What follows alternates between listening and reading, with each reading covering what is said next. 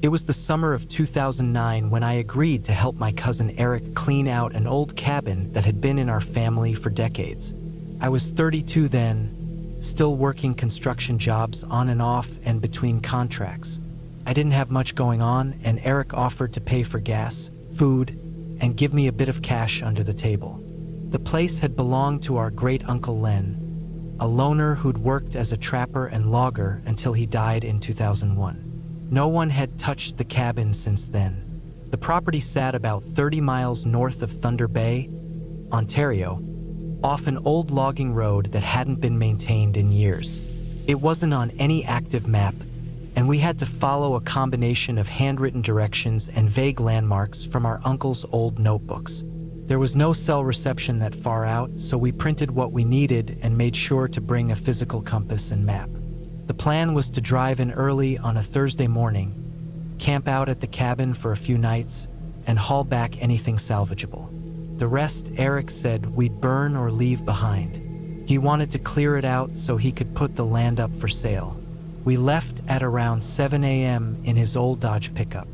The drive out was smooth for the first hour, all highway and paved roads. Then we turned off onto a gravel track that narrowed steadily into what barely passed for a trail. The deeper we went, the more it felt like we were pushing into a place people hadn't touched in years. Tall spruce trees crowded the sky above us, and thick moss blanketed the ground, even across parts of the trail. The road turned to dirt, then to rough earth, with rocks jutting up and brush scraping the sides of the truck. We passed two rusted-out cars, maybe from the 80s, both swallowed by undergrowth. We got out once to move a fallen log. After that, we didn't speak much. The woods had that heavy, muffled feeling, the kind where even birds don't make much noise. We arrived at the cabin around 11:30 a.m.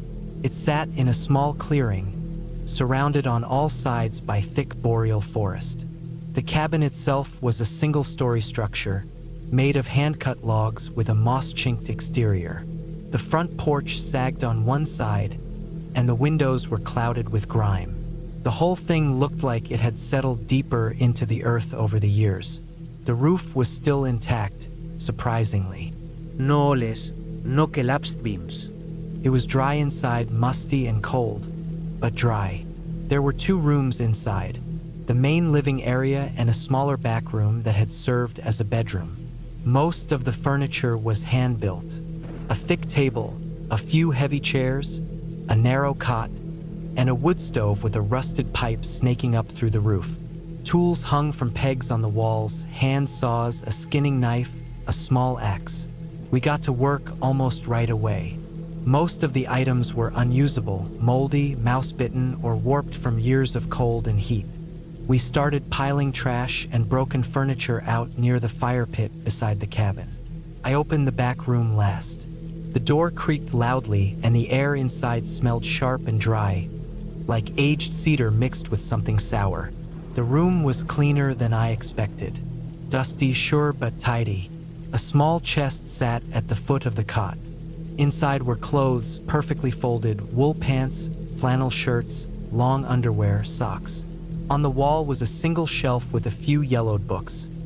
Survival guides, a manual about trapping in the Canadian North, and a battered copy of some old hunting regulations from the 70s. A rusted rifle hung from a set of antlers nailed above the bed. I stayed in that room since Eric claimed the main space with his sleeping pad. We cooked canned food on the wood stove and sat around the fire that first night, drinking cheap whiskey and trading stories from when we were kids. It was quiet. Too quiet. The woods held this unnatural stillness, even at night. We didn't hear any owls or coyotes or insects, not even wind. We both passed out early. I slept hard for a few hours, but something woke me up around 2:30 a.m. It was subtle, not a noise exactly, more like a shift in pressure, as if the air in the cabin had thickened. I lay still, eyes open, staring at the ceiling. The room was pitch black, save for the faint glow of dying embers in the stove. I thought maybe Eric had gotten up to use the trees, but I didn't hear footsteps. No creaking floorboards. Just that pressure. I finally rolled over and tried to sleep again. I chalked it up to the unfamiliar bed and a bit too much whiskey. The next day we hauled more junk out and burned what we could. I found an old trunk buried under a pile of tarps in the back room. It was locked, but I pried it open with a crowbar. Inside were notebooks, maps, and photos. Most of the pictures were of Uncle Len, younger, smiling with big fish or standing beside a pile of cut logs. But a few of them were strange. He was pictured with men I didn't recognize. In one photo, there was a man standing alone on the edge of the woods, far in the background. His face wasn't visible, just a dark figure at the tree line. It looked accidental, like he wasn't meant to be in the photo, but something about it made me uncomfortable. The notebooks were full of dates and observations, weather, trapping results, equipment repairs. But as the years went on, the entries got weirder. There were notes about noises in the woods, mentions of someone watching the cabin. One line said, asterisk saw him again, same spot, keeps just inside the trees. Asterisk that night, the silence returned, heavier than before. Couldn't sleep. I lay in the cot, staring at the ceiling, trying to make sense of the air. It was thick again, like being underwater. Around 3 a.m., I heard a sound, a soft crunch. Not inside, outside, near the side of the cabin. Then another crunch, closer this time. Someone walking on the dried needles and underbrush. I held my breath. No flashlight. No gun. Just a thin blanket and my boots beside the bed. The footsteps stopped. Then I heard a slow drag, like someone running their fingers across the wood siding. I stayed absolutely still. After about 2 minutes, nothing. Silence again. I waited until the sky started to lighten before I finally moved. I didn't tell Eric. That morning, I walked the perimeter. No footprints. Nothing disturbed. No broken branches. I began to think maybe I was dreaming. Maybe I imagined it. But I didn't feel rested. I felt like something had scraped away a layer of my nerves. Eric wanted to hike down to the river that afternoon. I told him I'd stay back and clean out the shed. He shrugged and left with a fishing rod and a bottle of Coke. The shed was about 50 feet behind the cabin, half covered in moss, its door hanging on one hinge. Inside were more tools, rusted traps, and a stack of animal pelts that had mostly rotted away. But there was something else, a tarp bundled in the corner. I lifted it and found a large metal drum. It was sealed with a rusted lid. I cracked it open. Inside were bones. Animal, I thought at first, but then I saw the shape of the jaw. Human, smaller than mine, teeth still in place. A child's skull. I dropped the lid and backed away. I didn't know what to think. My hands were shaking, and I had this sick heat crawling up the back of my neck. I covered it up again, left the shed, and sat on the front steps of the cabin for a long time. I didn't want to jump to conclusions. I didn't know the history. Could have been decades old, from before Len even owned the place. When Eric came back, I didn't say anything. I needed time to think. Maybe I was overreacting. That night, we stayed inside. It was colder. The fire barely kept the chill away. I couldn't stop thinking about the bones. About that line in the notebook, asterisk, he stays just inside the trees. Asterisk, I barely slept. Around 4 a.m., I heard the crunching again. This time Eric stirred, too. I saw him sit up across the room. We didn't speak. We both heard it. Slow steps outside. One circle around the cabin. Then nothing. The next morning, Eric looked at me and said we should pack up. He didn't explain, and I didn't ask. We loaded what little salvageable stuff we had and left the rest. On the way out, we didn't speak. The truck rattled and bounced as we climbed back through the trail. When we hit pavement again, I exhaled so hard it felt like I'd been holding my breath for days. A week later, I called a friend I knew from a job in Thunder Bay. He worked in forestry and had access to land records. I asked him to look into the cabin. He called me back 2 days later. Said the land had changed hands in 1973. Before that, it had belonged to a man named Roderick Quill, who disappeared in 1970. His daughter, aged 7, had gone missing too. They were never found. I didn't tell Eric. I didn't tell anyone. I don't know who or what our uncle really was. Maybe he didn't kill anyone. Maybe he found the body and panicked. Maybe the woods up there are too big, and some things just don't make it out. But I think about that photo sometimes. The one with the man standing at the edge of the trees. I wonder if Len had seen something he shouldn't have, or done something he couldn't live with. We never went back to the cabin. Eric sold the land for cheap to a guy who wanted it for hunting. I never found out his name. All I know is when the sun starts to drop and the woods go quiet, there are places where you can feel like the earth is watching. That cabin was one of them. I'll never forget it, and I'll never go that far north again.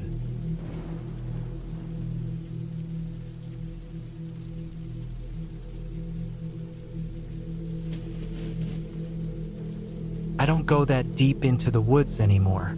I used to love hiking alone, especially when the cold started to roll in around late September and the trees turned brittle and orange. But that was before what happened out near the Bridger-Teton forest line in 2017. I still carry the scars on my thigh and a chunk of metal in my knee. I still wake up sometimes with my hands clenched into fists, heart pumping like I'm being chased. And I still remember the way that air felt, too still for the middle of nowhere. Back then, I was 36, divorced for 2 years, no kids, and working in construction for a guy named Kenny just outside Jackson Hole. I took a week off in early October, told everyone I needed some time out near the hills, said I'd be camping and cutting back across one of the old hunters' trails near the eastern ridgeline. It was a thing I did every year. 1 week in the woods, nothing but a rucksack, tent, and my old Remington 700. People knew I'd be out of signal range for most of it, and that was the point. I started the hike on a Monday morning. It was colder than usual, the kind of cold that makes your knuckles hurt. The ground was dry, but there was that soft white frost in the grass that breaks under your boots with a crackle. I followed the same trail I'd used for the last 3 years. It cut through a valley where an old creek used to run, now mostly dried out, and wound its way into a patch of forest that got real thick real fast. Trees pressed in around you, the light changed, sound got swallowed up quick, and you could walk for hours without hearing anything but your own footsteps. I made camp the first night near a pile of old logging debris from decades back. Broken timbers, rusted out oil drums, some old nails scattered through the dirt. Nothing unusual. It was the second day when I found the cabin. It wasn't on my map, and I'd never seen it before. I wasn't off course either. I tracked my location with an old compass and a laminated trail overlay I'd drawn myself. But there it was, just past a dead ridge lined with beetle-killed pines, about 20 minutes east from where I usually stop for lunch, hidden behind a mess of overgrowth and rock, maybe 30 yards off the old elk trail. At first, I thought it was a hunting blind, but as I got closer, I saw the roof line, sagging but still holding. It was a small log cabin, probably 16 by 16 feet, one window in the front and a rotting front door still hanging by one hinge. The chimney was cracked through the middle, and one of the support beams at the side looked like it had been chewed out by insects or rot. No tire tracks nearby, no path leading to it, just trees, rock, and silence. It didn't look like anyone had touched it in years. The steps up to the porch had half collapsed into the dirt, and there was moss growing in the split wood. Something about the place felt wrong.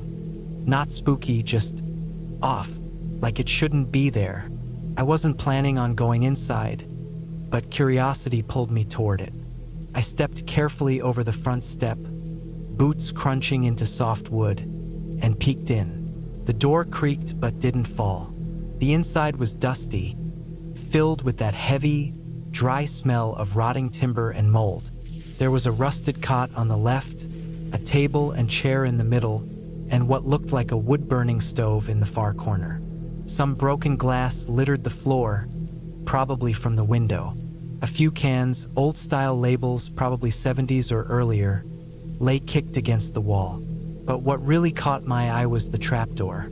It was near the back of the room, half hidden under a piece of rotting canvas.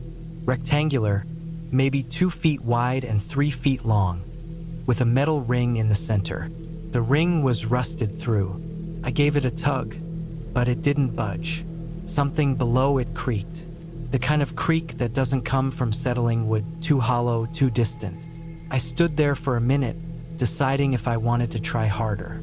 I didn't. Not then. Something in my gut told me to leave it. I backed out and decided I'd make camp a few hundred yards away. Close enough to maybe poke around the next morning, but far enough not to feel like I was sleeping inside it. I slept light that night, real light. Every snapping twig or shifting wind made me sit up. At one point, I could have sworn I heard something crunching in the leaves not far off. I held my rifle close to my chest for a while, listening, but nothing came of it. The next morning, I circled back. Sun was up, fog was lifting, and I felt braver with daylight. I brought a small pry bar from my pack, walked into the cabin again, and got to work on the trapdoor. Took maybe 10 minutes of working the seams and clearing debris. Finally, it gave way. Below was a small crawl space, dark and shallow, maybe 3 feet deep, with a dirt floor and a few planks along the sides. I dropped down into it. My boots hit solid earth, but it was colder down there. Colder than it should have been. That's when I found the tin box. It was buried beneath a thin layer of dirt. I found it by accident when my boot nudged something hard. Small, maybe the size of a lunchbox, with rust on the edges and a busted latch. I pried it open. Inside were photographs, maybe 20 or 30, all black and white. They were of men, bound, beaten, bloody. Some looked unconscious, some weren't. There were also notes, handwritten, detailed. They described things, cruel things, done to the men in the photos. Some notes were dated. The latest was from 1978. There were also 2 military dog tags. I stood there, heart racing, flipping through what felt like evidence from a crime no one ever solved. My hands were shaking. I remember that part clearly. My gloves had dirt on them, and my fingers kept slipping on the photographs. I didn't take all of them, I couldn't carry it all, but I pocketed the tags and a few photos. That's when I heard the noise above.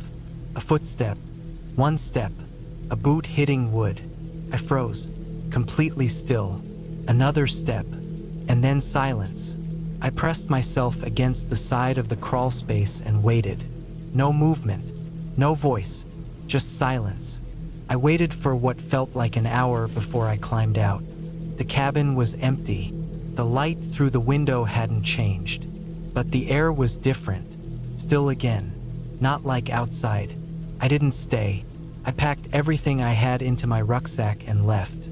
I took a different trail than I came in on. It was longer, harder, and less used, but I didn't care. I walked for hours, never stopped, barely drank water. Just walked. I camped one last night out in the open, high up on a rocky bluff, too exposed for anything to sneak up on me. When I got back into town 2 days later, I didn't say anything to anyone. I just drove home, cleaned my gear, and put the tags and photos in an old cigar box in my garage. But it didn't stop there. 2 nights later, someone broke into my truck. They didn't take anything, not tools, not the radio, nothing. But the glove box was open, and the papers had been moved. A week later, someone came into my backyard while I was at work. They didn't steal anything, but they left the cigar box on my back porch. Empty. That's when I moved. I didn't file a police report. I didn't tell anyone what I found. I knew better. Whoever left that stuff there, whoever built that cabin or used it, I knew they were still watching it. still checking. Maybe they saw my boot prints. Maybe they saw my fire. Maybe they had been close that whole time. I burned the photographs I had scanned into my computer, deleted the files. I kept the tags. Don't ask me why. They're buried now, out near the Snake River, beneath a rock that doesn't look like anything special. I don't visit it. I don't want to. That cabin is still out there, probably sinking deeper into the woods each year. Most maps won't show it. You wouldn't know it was there unless you took the wrong step off an old game trail at just the right point in the woods. But it's there. And whatever was done there, whatever was started and ended inside that crawl space, I want no part of it. I don't hike that area anymore. I stick to places where people walk dogs and jog and drink bad coffee from thermoses on benches. Safe places, public places. That old Remington, I keep it loaded by the front door now. And I keep the lights on at night, always, because the worst part isn't what I found in that box. It's that someone came looking for it and found me.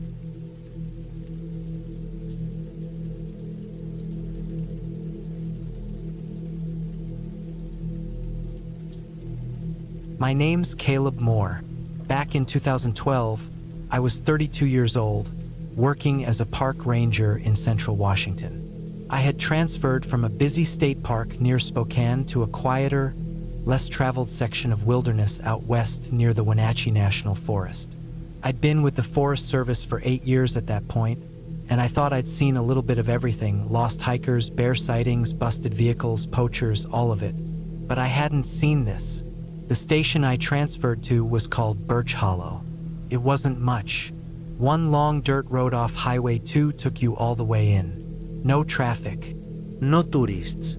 Just thick forest, uneven ridgelines, and the occasional fire crew out doing maintenance. It was one of those outposts that barely got used anymore. A single ranger was assigned to it at a time, and the job mostly involved firewatch duties, trail monitoring, and helping out the rare camper or hiker who made their way that deep in. There was an old log cabin tucked into a clearing about 12 miles from the closest road. That was my home for a month at a time before rotating back out. The cabin itself was built in the late 1940s. You could tell by the stone chimney and the split log walls. The roof had been replaced with tin maybe 10 years before I got there. It didn't leak, but it made noise in the wind, constant creaks and tapping sounds that echoed inside at night. There was one bedroom, a small kitchen, a desk, a stove, and a radio setup. Power came from a generator out back that you had to fire up yourself, and there was a water tank about 20 feet uphill that fed the plumbing. When I arrived in September, it was quiet. Leaves were just starting to turn. No snow yet, and most of the summer brush had died back. I was the only ranger on shift, and aside from a weekly supply drop via ATV, I was totally alone. That first week was peaceful. I hiked trails every morning, checked fire lines, logged tree fall, and scanned for signs of movement. Some old rock slides had torn up a few switchbacks on the south trail, and there were a couple of black bear dens along a ridgeline about a mile out, but nothing major. It was the kind of assignment I'd always wanted: solitude, nature, no distractions. But by the middle of the second week, things started to feel off. It was little things at first. I'd come back from trail checks and find the cabin door open a few inches, even though I always latched it shut before leaving. Once I came back and the stovetop burner was still warm. Another time, the back window was cracked open, even though I never touched it. I chalked it up to forgetfulness. Maybe I'd gotten too comfortable too fast. Maybe I was more tired than I thought. Then I found tracks. About 30 yards from the cabin, behind the woodshed, I saw impressions in the dirt. Flat, heavy prints that weren't boot tracks. They looked like work shoes, the kind with wide soles and no tread. The weird part was they didn't go anywhere. Just a few scattered steps in a small circle, like someone stood there and didn't move. I got the creeps. The only people who knew how to find this place were forest personnel. Nobody wandered into Birch Hollow unless they had a map and knew the terrain. Still, I figured maybe one of the fire crews had passed through. I asked about it on the radio during my check-in, but dispatch said there hadn't been any teams out that way in over a month. That night, I locked the door, secured the shutters, and made sure everything was sealed up tight. I kept the generator off to save fuel, so it was dark. Only a lantern on the table and a flashlight by the bed. I barely slept. The next morning, I found the storage shed had been opened. Nothing was missing, just a few fuel cans and boxes of nails shifted around, but the padlock was hanging off the door like someone had opened it and forgot to lock it again. I knew I hadn't gone in there since the week before. From that point on, I started logging everything. I made a notebook and kept track of where I went, what I did, and what I found when I came back. I set up a few little markers, too. Sticks in the dirt, pebbles on windowsills, that kind of thing, just to see if anything moved while I was gone. It sounds paranoid, but out there, when you're alone for weeks and little things start slipping sideways, you need some kind of grip. Over the next several days, I caught more signs. Food from the pantry moved around. One of my shirts missing from the clothesline. My radio batteries drained overnight when I hadn't used them. The weirdest part was that there was never any damage. No signs of break-in, just tampering. Subtle, careful. I started leaving the lantern on at night.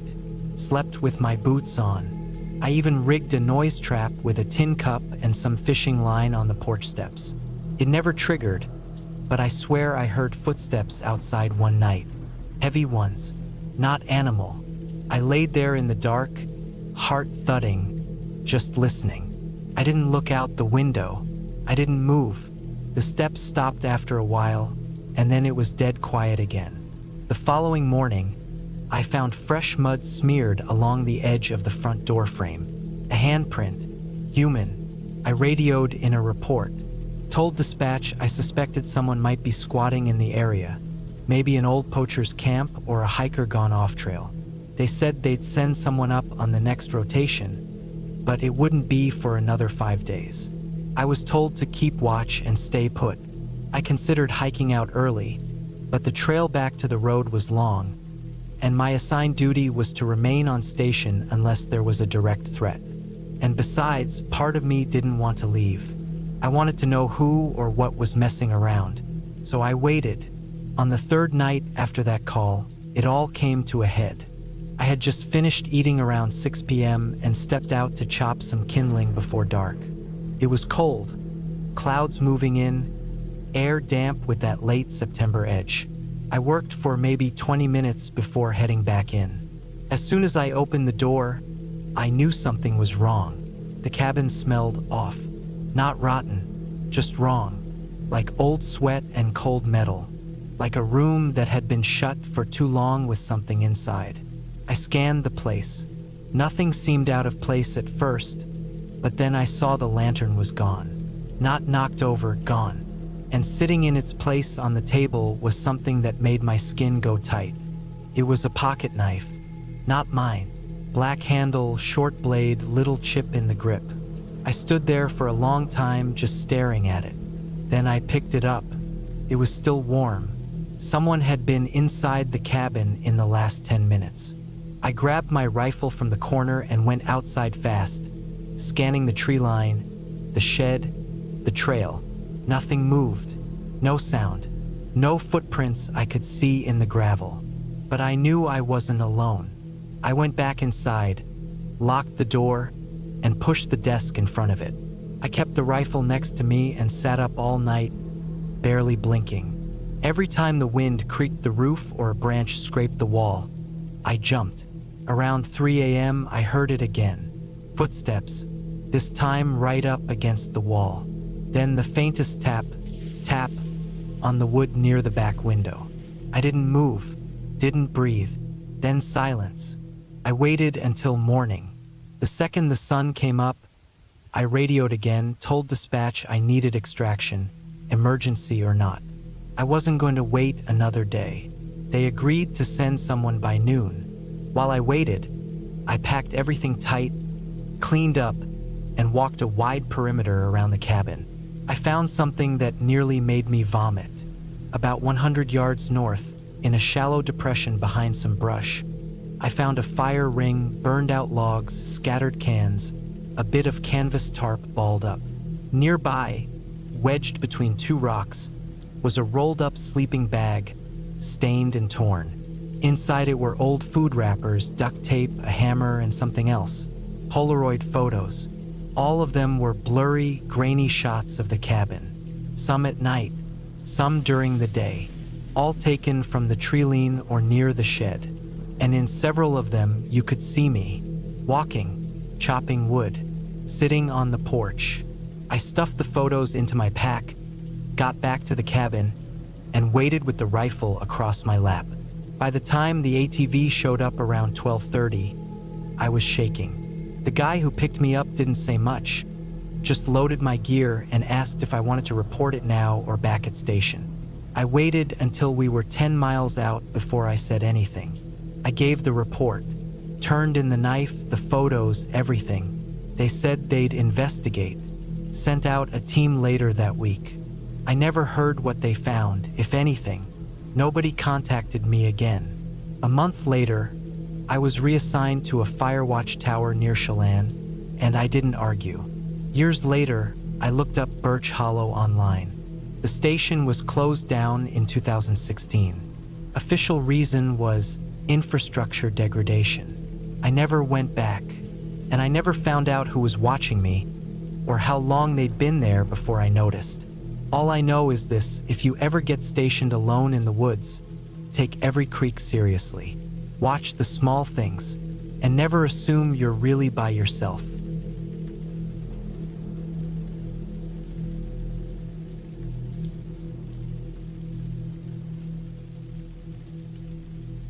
It was early October of 2017 when I decided to take a long break away from the noise. I had just turned 41, living in Indianapolis, and after a tough divorce and years of nonstop work at the power plant, my body and mind felt like they were starting to rust. A friend of mine from years back had passed away and left me a small, weathered cabin near the Kentucky-Tennessee border, nestled right where the Obey River starts to snake off from the Dale Hollow Lake. I hadn't seen that cabin in almost a decade, not since we had gone out there for a fishing trip back in 2009. It was tucked deep in the woods, and I figured it was as good a place as any to rest, think, and maybe remember who I used to be before life started rolling downhill. The drive down from Indianapolis took about 6 hours. I passed through Nashville, gassed up in Cookeville, and finally turned off onto a series of winding, narrowing roads that led me away from cell towers and strip malls. I had a printed map in the glove box, just in case, and by the time I pulled up to the cabin, the sun was just starting to fall behind the ridges. I cut the engine, stepped out, and was hit with that thick, quiet air only deep woods seemed to carry.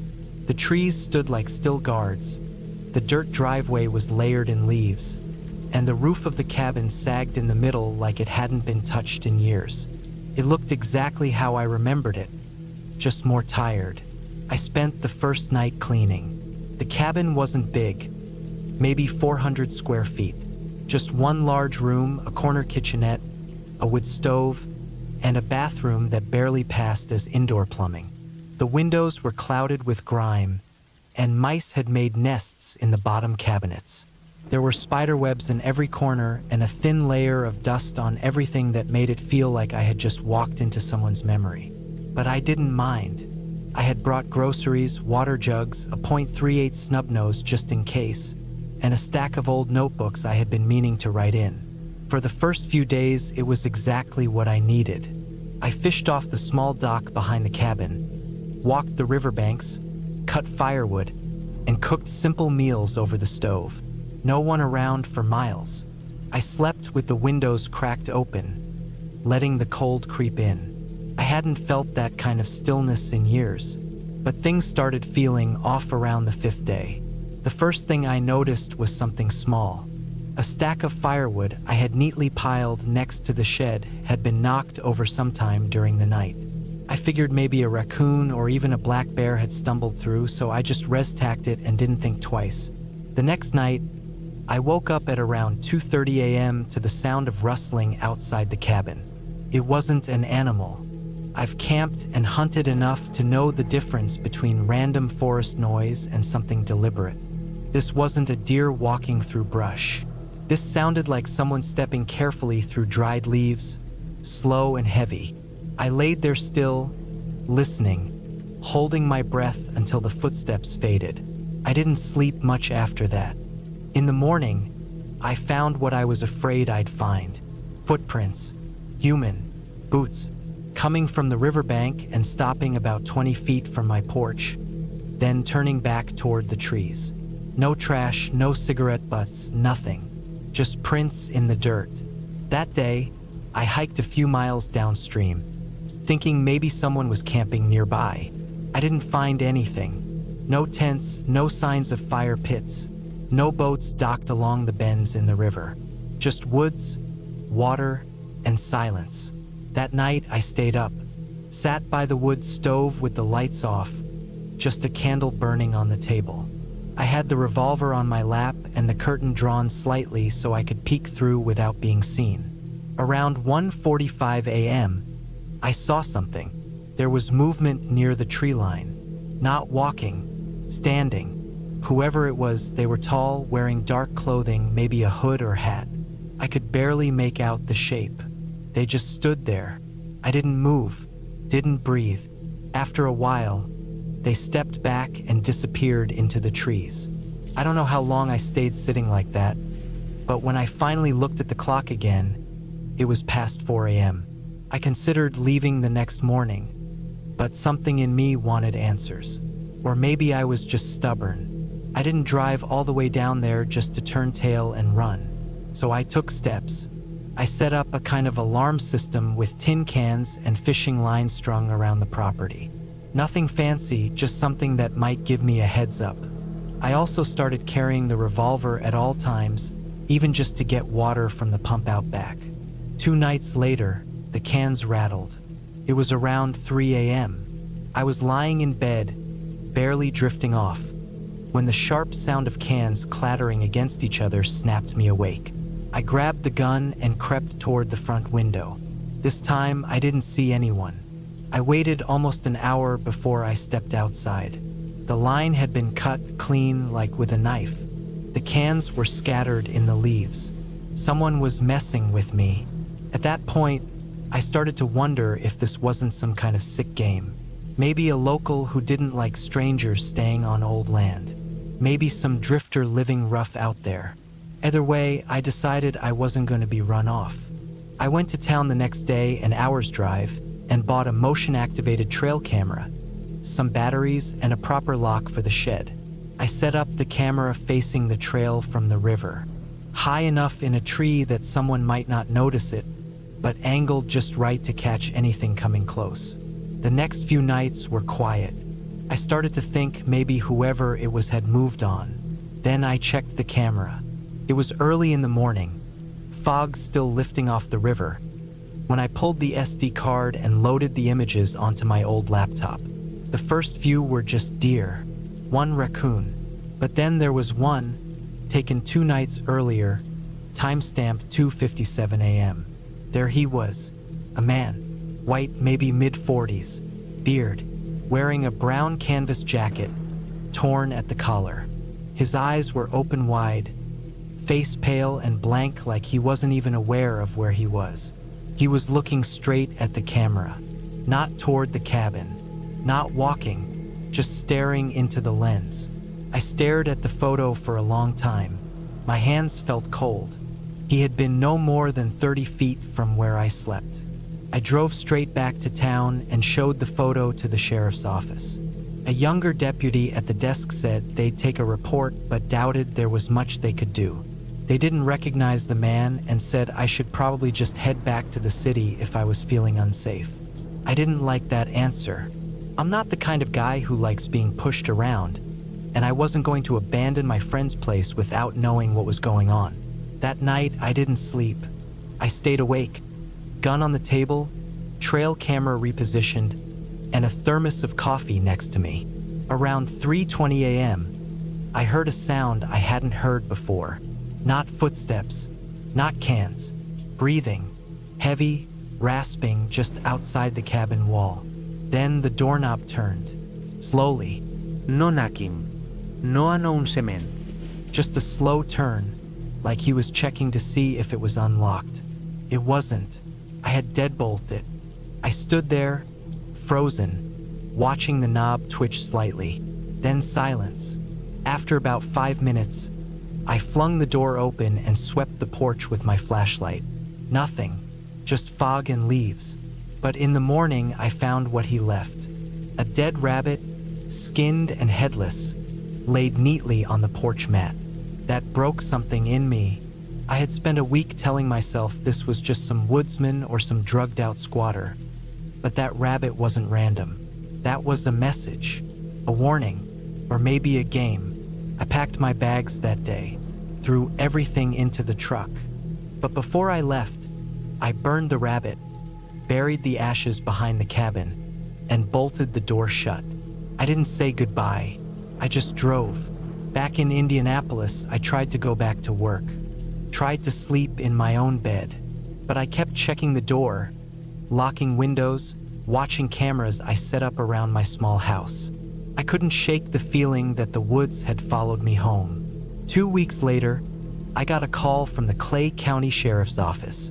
They had found something. A man's body, partially buried near the river bend below the cabin. No ID, just a torn canvas jacket and a backpack filled with bones.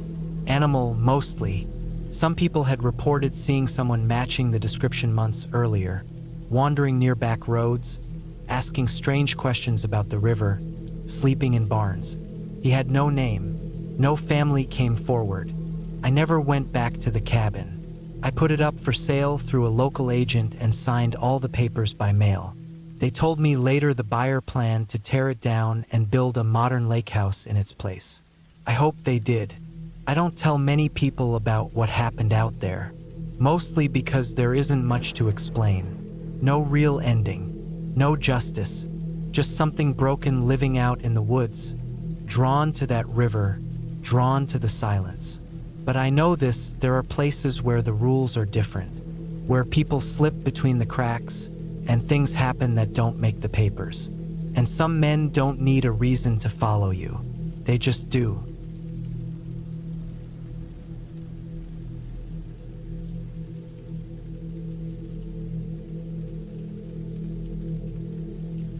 It was late September of 2019 when I finally took time off work.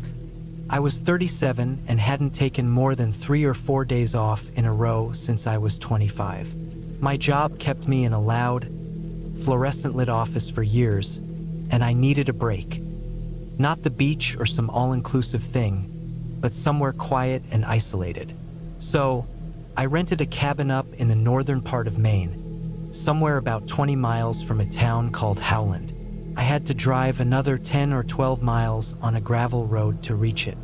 There was no reception, no power lines, no neighboring cabins in sight. It was the kind of place where you either find peace or you lose your mind. I found the listing on a small rental site. It had one photo, a 2-story wooden cabin surrounded by thick pines and a gravel driveway that ended in front of a rusted red oil tank. It looked clean enough inside in the photo. Wooden floors, a fireplace, a table and chairs, and a small kitchen area. That was all I needed. It was listed by someone named Dennis Grant. He lived downstate and said he had inherited the cabin from his uncle. He claimed he barely used it, and it showed. The place looked untouched. The key was in a small lockbox screwed to the side of the door. I got in easily. The air smelled stale and dry, but it wasn't terrible. I opened some windows. The sun was still up when I arrived, casting long shadows through the trees, and it hit me then how alone I really was. There were no sounds of passing cars. No birds. No wind. Just the subtle creaking of wood as the place settled under its own weight. I unpacked a few things. Some books, a small cooler with enough food for a week, and my hiking boots. I wasn't there to hike, though. I just wanted to sit by the fireplace, maybe chop some wood, and not hear anyone say my name for a while. I planned to stay for 6 days. There was no cell service.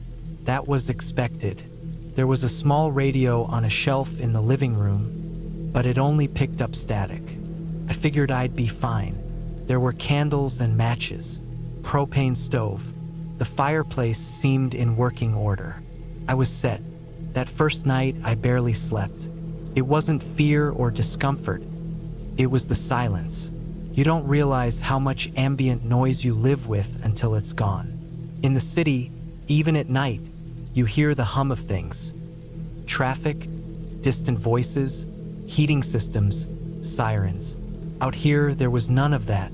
I could hear my own heart beating. Every floorboard groan felt louder than it should. Every tree branch tapping the roof sounded deliberate. I told myself I'd get used to it, and I did, sort of. The second day, I found a small logbook in one of the kitchen drawers. It was thin, spiral-bound, with a cardboard cover. Written on the first page was, "Cabin guests, please sign in." The first few pages were sparse. A couple from Vermont stayed in 2015. A guy named Craig wrote a one-liner about fishing the river in 2016. Then a longer entry by someone named Anthony T. In 2017, he stayed for 2 weeks, wrote a little about hiking and how the stars looked better out here.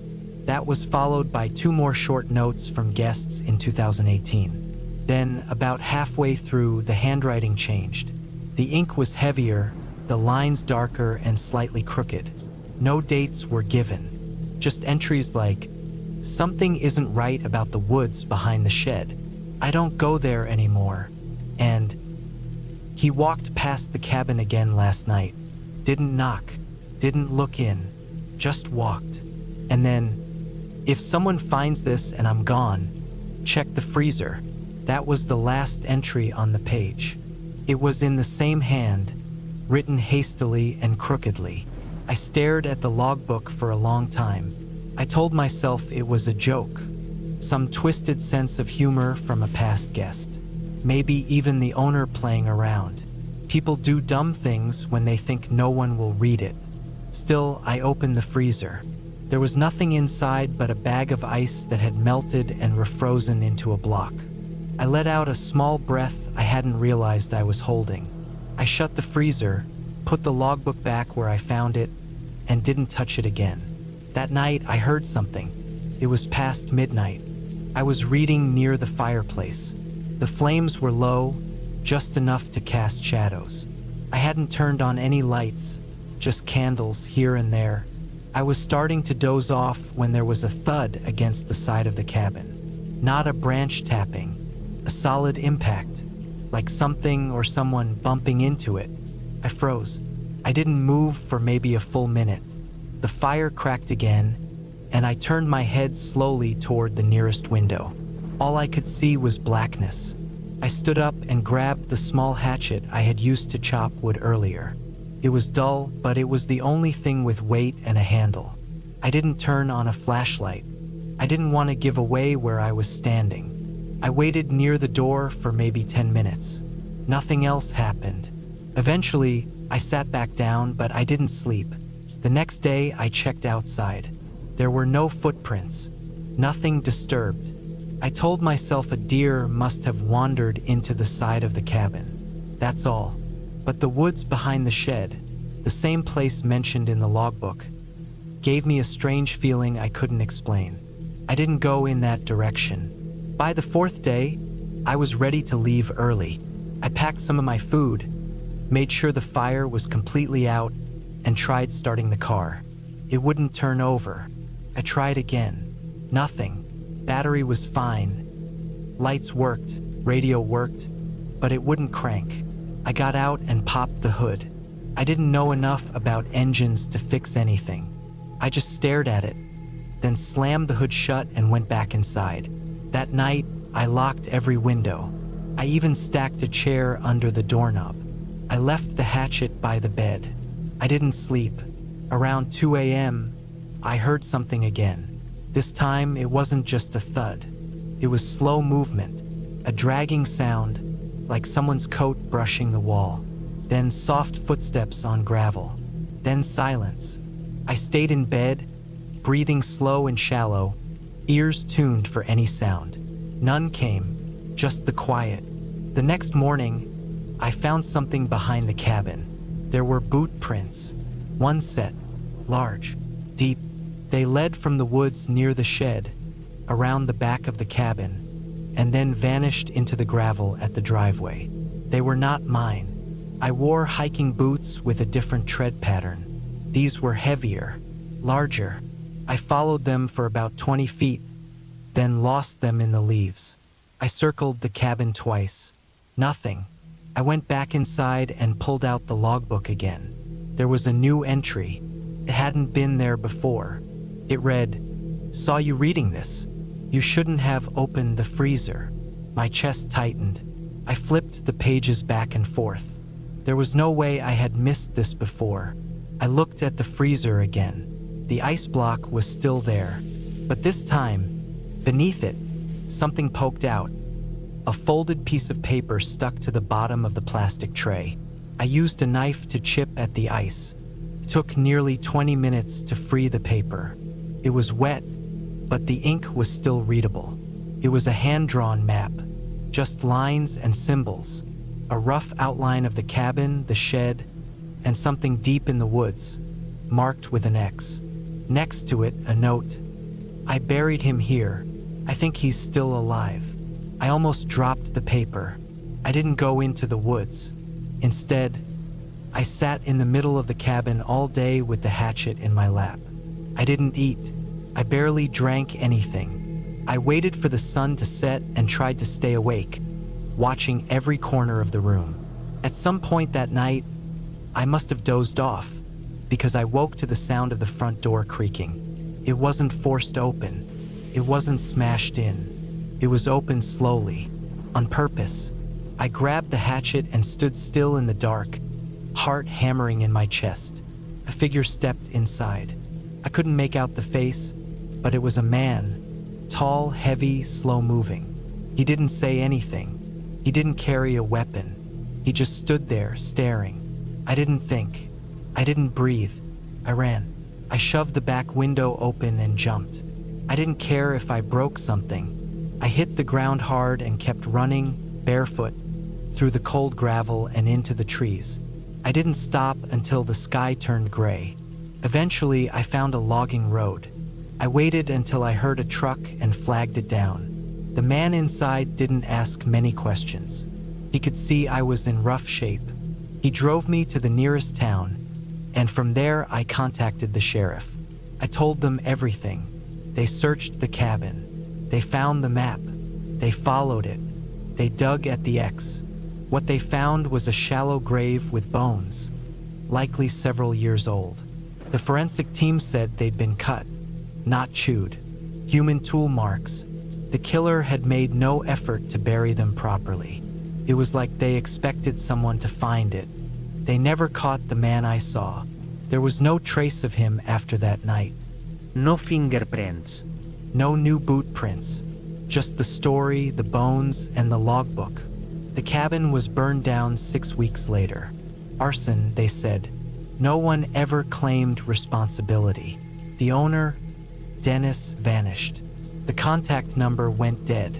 I never went back. I moved 2 states away, started over. I still sleep with something heavy beside my bed.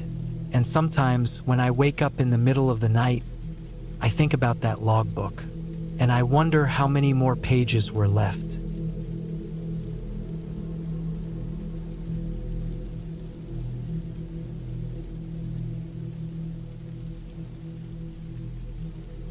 The rain had been coming down hard all afternoon, the kind of rain that makes everything feel soaked through and dreary, the kind that could get inside your bones.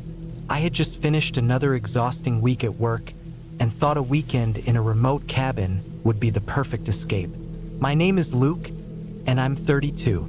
I had rented the cabin in the hills near a small town in Washington state. No one was around for miles except for the occasional hiker or maybe a lost person passing through. I drove up the gravel road that twisted through dense woods, the fog thickening as the day wore on. The small, wooden cabin was tucked into the hillside, hidden by towering pines.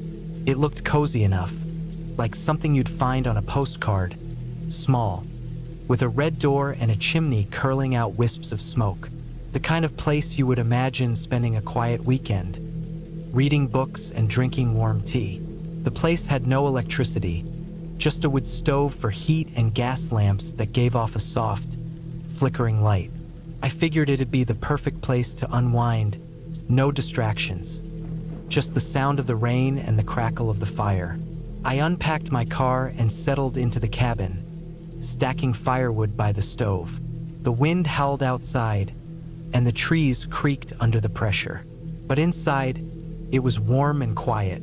I cooked myself a simple dinner, some pasta, a little wine, and after eating, I stoked the fire and sat back in a chair, letting my eyes wander around the cabin.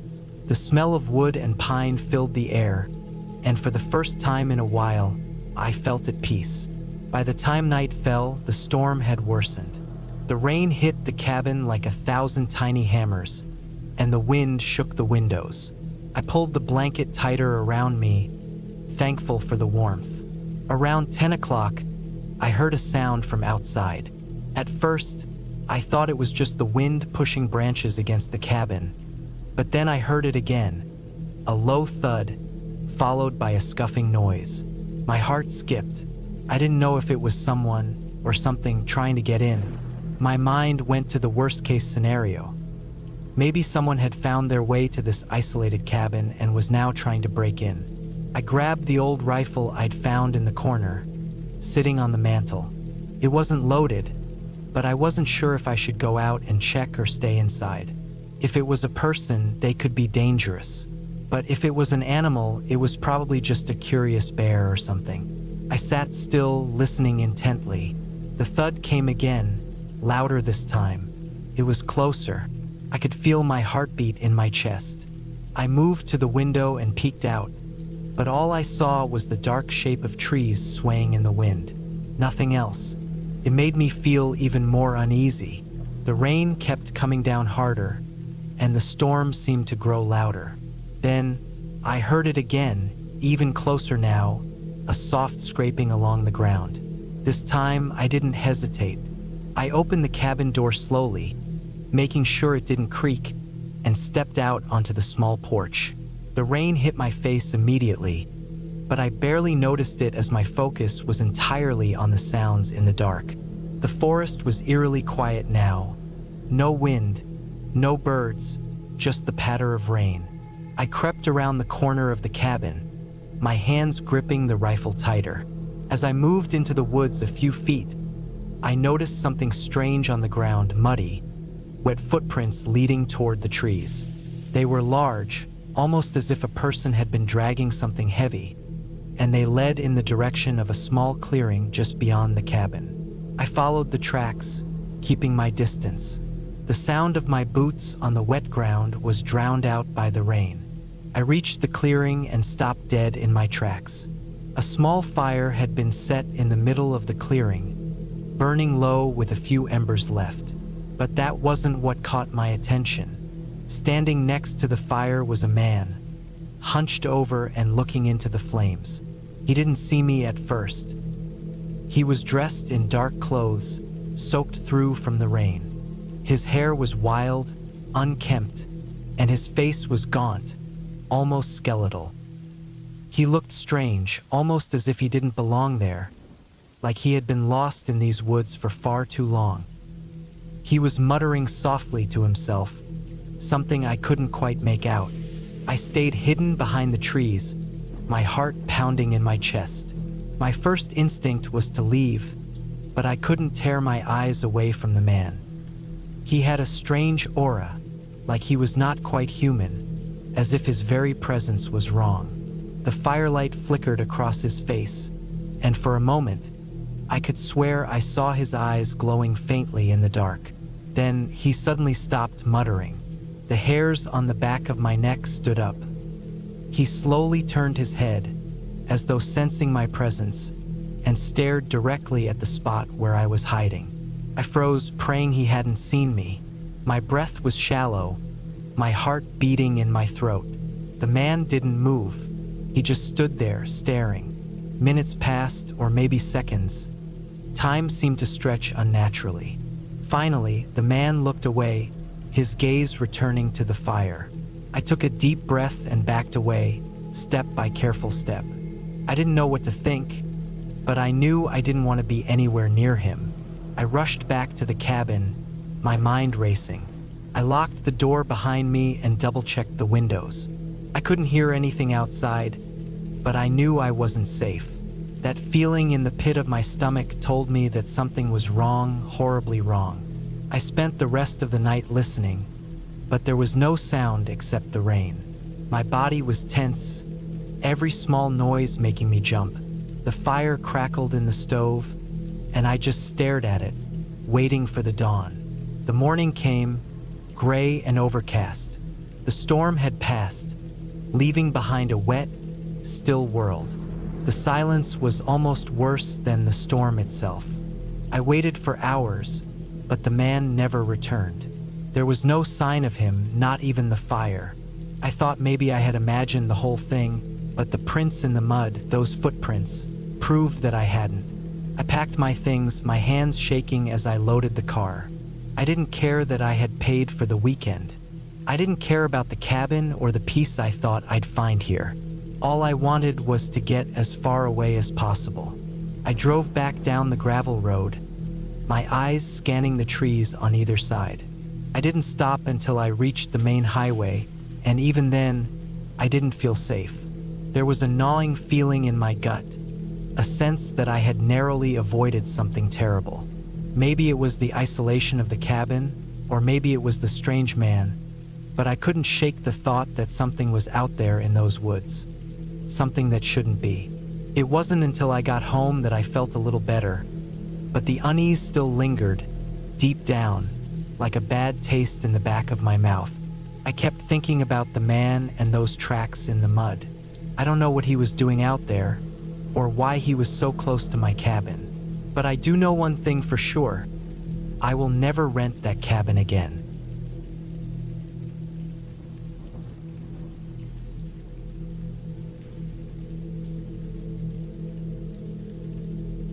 I was 32 when it happened. At that point in my life, I wasn't married, didn't have kids, and I wasn't tied down by much other than my work. I was a mechanical engineer by trade, but I spent most of my free time hunting, hiking, and working on gear in my garage. I'd take any excuse to get out of the city and breathe real air. I'd done solo trips in Colorado, Utah, Montana, but this trip in northern Arizona was supposed to be just another quiet, remote week off-grid. No cell service, no people, just forest and silence. I had driven my old Silverado up from Phoenix into the Coconino National Forest, northeast of Flagstaff. There's a stretch of land not far from the edge of the Navajo Nation where logging roads cut deep into high-elevation pine woods, places where you can drive for 30 minutes and still be miles from anyone. I had been to that region once before with a buddy a couple years earlier, but this time I wanted to go deeper, somewhere off any marked trail. I used satellite maps to mark a location where an old fire lookout tower used to be. According to forestry records, it had been decommissioned in the 80s, and nothing official had been built up there since. After 7 hours of driving, I left the highway and started navigating rough back roads, with branches slapping the windshield and tires crunching dry gravel. I didn't see a single soul. The deeper I went, the more overgrown the road got. I had to get out and move some rocks and logs in a few places, but eventually I came across a clearing not far from where that old tower supposedly stood. What I didn't expect was the cabin. It wasn't on any of the maps, not even the satellite ones. From above, the canopy hid it. But there it was, an old one-room log structure, half sunken into the ground like the forest had started to reclaim it. The roof sagged in the middle and one of the shutters hung off its hinge, but the walls were still mostly intact. There was no address, no sign, no mail, nothing. Just a padlock on the front door and a stack of old firewood crumbling to dust nearby. I didn't touch the cabin at first. I parked my truck a ways off, downwind, and set up camp about 100 yards into the trees. I figured maybe it was someone's hunting cabin, and they still used it once in a blue moon. So I kept my distance and set up my own gear. The first day was quiet, just the sounds of pine needles hissing in the breeze, woodpeckers tapping, and the usual rustlings of squirrels and birds. I set up a small fire pit, prepped my bow, and cleaned my knives. I didn't see anything larger than a jackrabbit, though I did find some old elk tracks leading downhill toward a dry creek bed. That first night, I fell asleep under the stars. The air smelled like pine and dry dirt. I remember thinking how peaceful it was, so far from everything. But sometime after midnight, I woke up to a sound I couldn't immediately place. It was the distinct snap of a branch, not like a little twig, like a thick branch getting stepped on. Came from the direction of the cabin. I sat up, listening. No flashlight, no noise, just stillness. Then another crack, this time even closer. Something was walking. I've camped enough to know what a deer or elk sounds like when it moves, even bear. But this, it was different, slower, more deliberate, not the shuffle of a four-legged animal. I pulled on my boots and grabbed my flashlight, but I didn't turn it on. I just stood there in the dark, my ears straining. After a few minutes, the noises stopped. The forest was dead quiet again. I stayed up until dawn. In the daylight, I hiked over to the cabin. There were no footprints that I could see, at least not any that looked fresh. The ground around it was hard-packed and dry. The door was still locked. I even walked a perimeter around the clearing. Nothing. Maybe it had just been a branch falling, or a raccoon. I brushed it off. The next night, it happened again, but this time it was worse. I'd fallen asleep around 10. Just after 1 in the morning, I woke up again, this time to a sound right near my camp. Something soft, a scrape, like cloth brushing against bark, or something dragging. I laid still in my sleeping bag, barely breathing. Then I heard it, something sniffing, not a snort or grunt like a hog or bear, but long, slow inhaling, just feet away from me. I sat up fast and turned on my flashlight. The beam swept across trees and my truck, and nothing else. No eyes, no animal. I stood and scanned in every direction. Nothing. I was on edge, but I told myself maybe it had been a coyote. They get curious. I stayed up again till sunrise, clutching my flashlight like a weapon. The third day, I thought about leaving, but I was stubborn. I hadn't even started hunting, and I didn't want to tuck tail because of some unknown animal. So I stayed. That evening, I moved my gear into the bed of my truck and parked it facing the road, just in case. I even slept inside the cab with the windows cracked instead of on the ground. That night, the sounds came back, but this time, they didn't just pass by. They circled. I heard them first behind the truck, soft steps in the pine needles, then to the left, then to the right. Whatever it was, it moved around me for hours, always just out of view. I didn't sleep. I just sat there, gripping my hunting knife, watching the rearview mirror. Just before dawn, it stopped. When the sun came up, I saw something that still makes my skin crawl to this day. On the hood of my truck were smudges. Handprints, not paw prints, not muddy streaks. Actual prints. Thin, too thin, with long fingers, longer than any human should have. But the thing that froze me was how they were placed. One on the edge of the hood, one on the windshield, like something had pulled itself up and stared inside. That was it. I was done. I packed up everything in 10 minutes flat. I threw gear into the bed, didn't even bother strapping half of it down. I just got the hell out of there. I tore out of that clearing so fast I almost ripped my bumper off on a stump. But the forest didn't let go that easy. About 5 miles down the trail, my front tire blew. It wasn't a nail. When I pulled over and looked, the rubber had been cut. 3 long slashes, almost surgical. I could have blamed rocks or a sharp branch, but the cuts were too clean. I didn't have a spare. I had a patch kit, but I needed a full tire to patch. I was stuck. No cell service. No radio. Just me, stranded in the woods. I stayed in the truck all day, windows up, knife on my lap. I didn't even eat. Just waited for nightfall, hoping maybe someone would pass by. But nobody came. That night, the noises started again. This time, they didn't stay outside. I was half dozing when I heard something land in the bed of the truck. Just a soft thud. Then another. Then the unmistakable sound of something crawling across the metal, hands and knees. I held my breath. Couldn't see it. The back window was too fogged. I thought about turning on the headlights, but I was afraid of what I might see. Then it tapped the rear window. Just once. I couldn't move. My body felt frozen. And then, it started to make a sound. Not a growl. Not a howl. It was a voice. My voice. It was mimicking me, croaking out nonsense phrases I'd said earlier in the week. Garbled. Wrong. But it was me. I didn't sleep that night. By morning, it was gone. No smudges this time. No imprints. Just silence. I grabbed my pack and took off on foot, leaving my truck behind. I followed the logging road for 10 miles, maybe more, before I finally reached a ranger station. My legs were covered in blisters. I hadn't eaten. I looked like a wreck.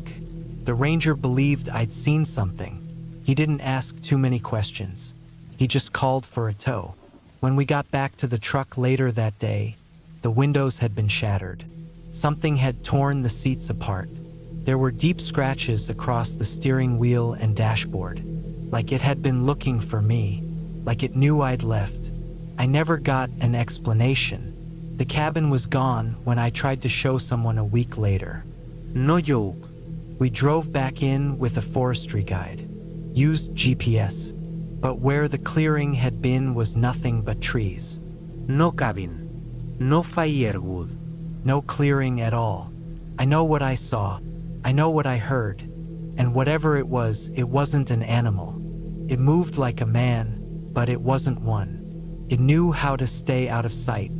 It knew how to scare me. And it mimicked voices. My voice. I've never been back to that part of Arizona. I don't camp alone anymore. I don't even hike off trail. Sometimes I still think about that night. About those long fingers. That voice. And the fact that it didn't try to kill me, just watched. Studied. Like it was waiting for something. But I left. And I stayed gone. Whatever it was, it can keep the forest. I'm never going back.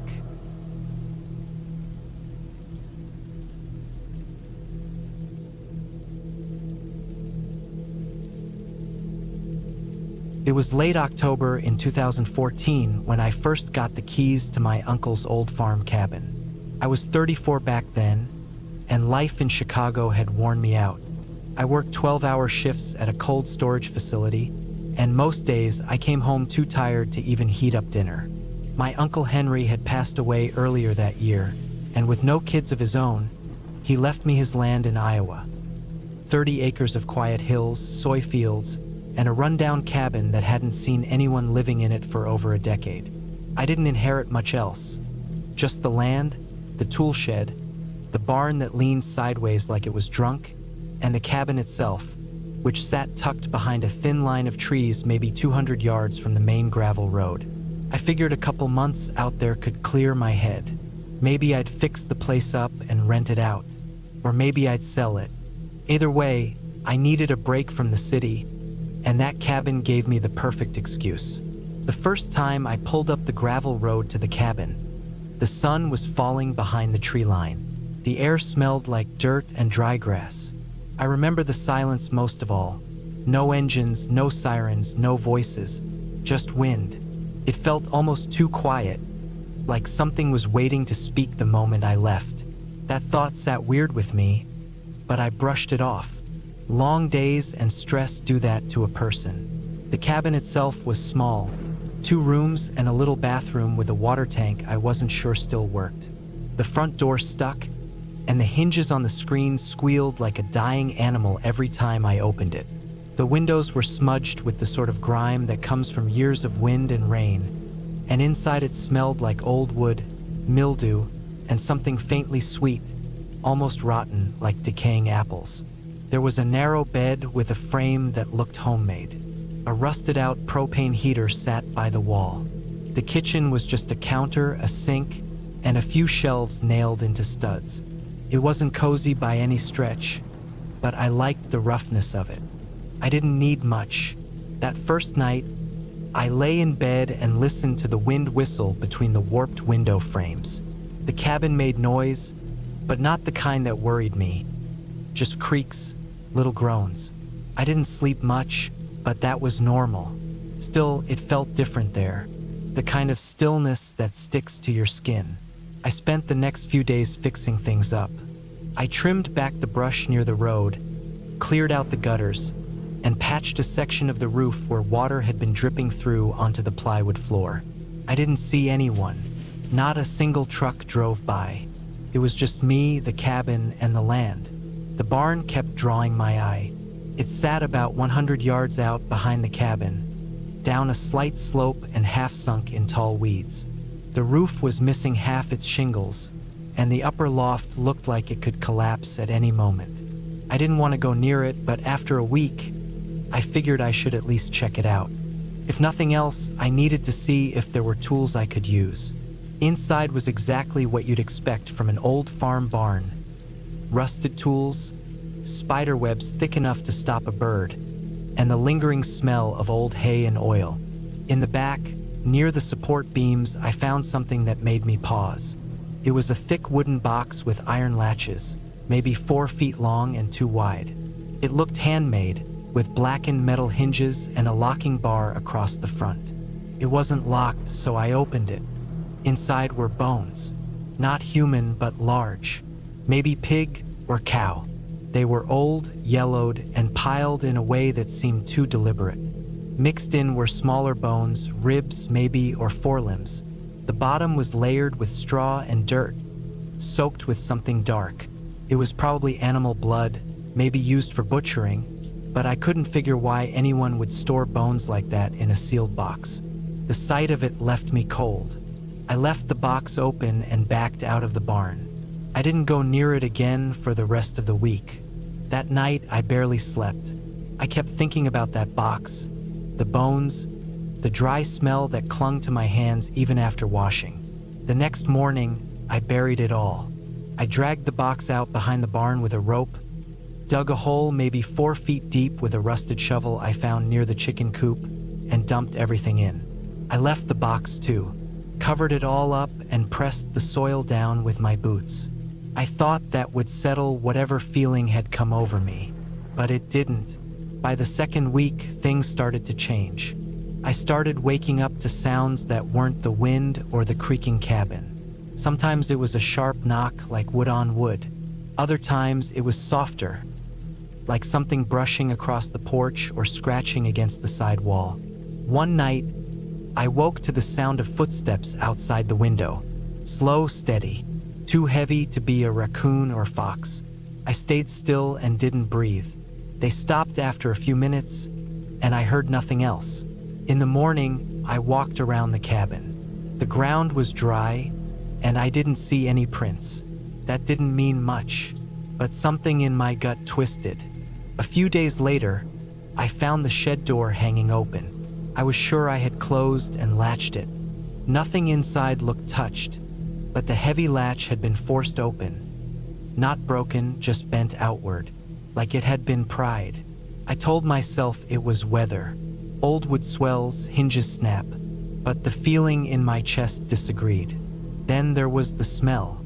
It started in the morning just before sunrise. A sour, sharp stink that drifted in through the bedroom window like the cabin itself was rotting. I checked under the bed, behind the walls, in the crawl space beneath the floorboards. I didn't find anything. It faded by midday, like it had never been there. The next night, I heard a scream. It wasn't human, more like a pig being slaughtered, drawn out, cracking at the edges. Came from the direction of the barn, but I didn't go check. I just sat in bed, knees tight to my chest, a heavy hammer in one hand, listening to silence pour in around me after it ended. I kept telling myself it was an animal. Coyotes, maybe, but it didn't sit right. By the third week, I'd started carrying my uncle's old hunting rifle around the property. I didn't load it, just kept it slung over my shoulder. It made me feel less exposed. The days stayed quiet, but at night, the woods felt different. The silence got heavier. I started hearing things walking the edge of the tree line. Slow, deliberate steps, always out of view. The back of my neck would prickle when I turned my back to the trees. And then I found the nails. They were lined up along the base of the cabin wall, just beneath the kitchen window. 10 old iron nails, set into the dirt in a straight line. No footprints. No tools, just nails, heads sticking out like little black teeth. I pulled them out and tossed them. The next night, they were back. I stayed awake all that night, sitting in a chair by the window, rifle on my lap. I didn't see anything, but just before dawn, the smell came again. Stronger this time, so thick I gagged. It seeped through the cracks in the wall like smoke. I didn't sleep after that. I started keeping a journal, writing down every sound, every odd thing. I thought maybe I was just losing it. Cabin fever, isolation. My entries got longer each night. I wrote down the positions of trees I thought had changed. The way the barn's door would open by itself. How the weather shifted too fast, going from calm to stormy in minutes without warning. On the 27th day, I found something that made me leave. It was early morning. I walked out to the back field to check the fencing. There was an old barbed wire fence that marked the end of the property, and I wanted to clear some brush from it. The sky was gray, thick with clouds. As I neared the edge of the field, I saw something caught in the wire. At first I thought it was a deer, but when I got closer, I saw it was a man's jacket, torn, smeared with blood. Below it, stuck in the wire, were pieces of something else. Flesh, maybe, or hide. Couldn't tell. I turned back and ran to the cabin, packed my bag, and left within the hour. I never reported it. I don't know why. Maybe I didn't want anyone to think I was crazy. Maybe I didn't want to go back. I stayed with a friend in Des Moines for a few weeks, slept on his couch, and drank more than I should have. Eventually, I sold the land. A developer bought it, said they were going to bulldoze everything and build a hunting lodge. I haven't been back. Last I heard, they cleared the cabin, the barn, and half the woods. But the project stalled. They said the ground kept shifting. Workers quit. Equipment got damaged. Some of them said they heard things at night. Maybe they did.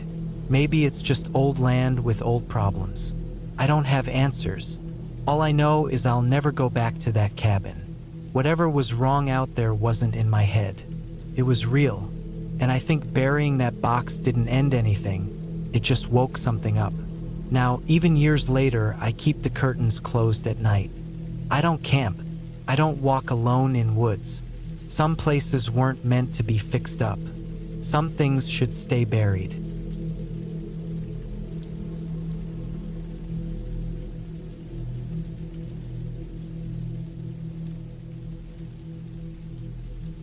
I was 34 when I decided I needed to get away. I'd just come off the back of a long winter working shifts in a logistics depot near Sheffield, and it had worn me down. I wasn't sleeping right, wasn't eating right, and everything I did felt like it was on a short fuse. My mates noticed it. My mom noticed it. Even my boss said I looked bloody ill.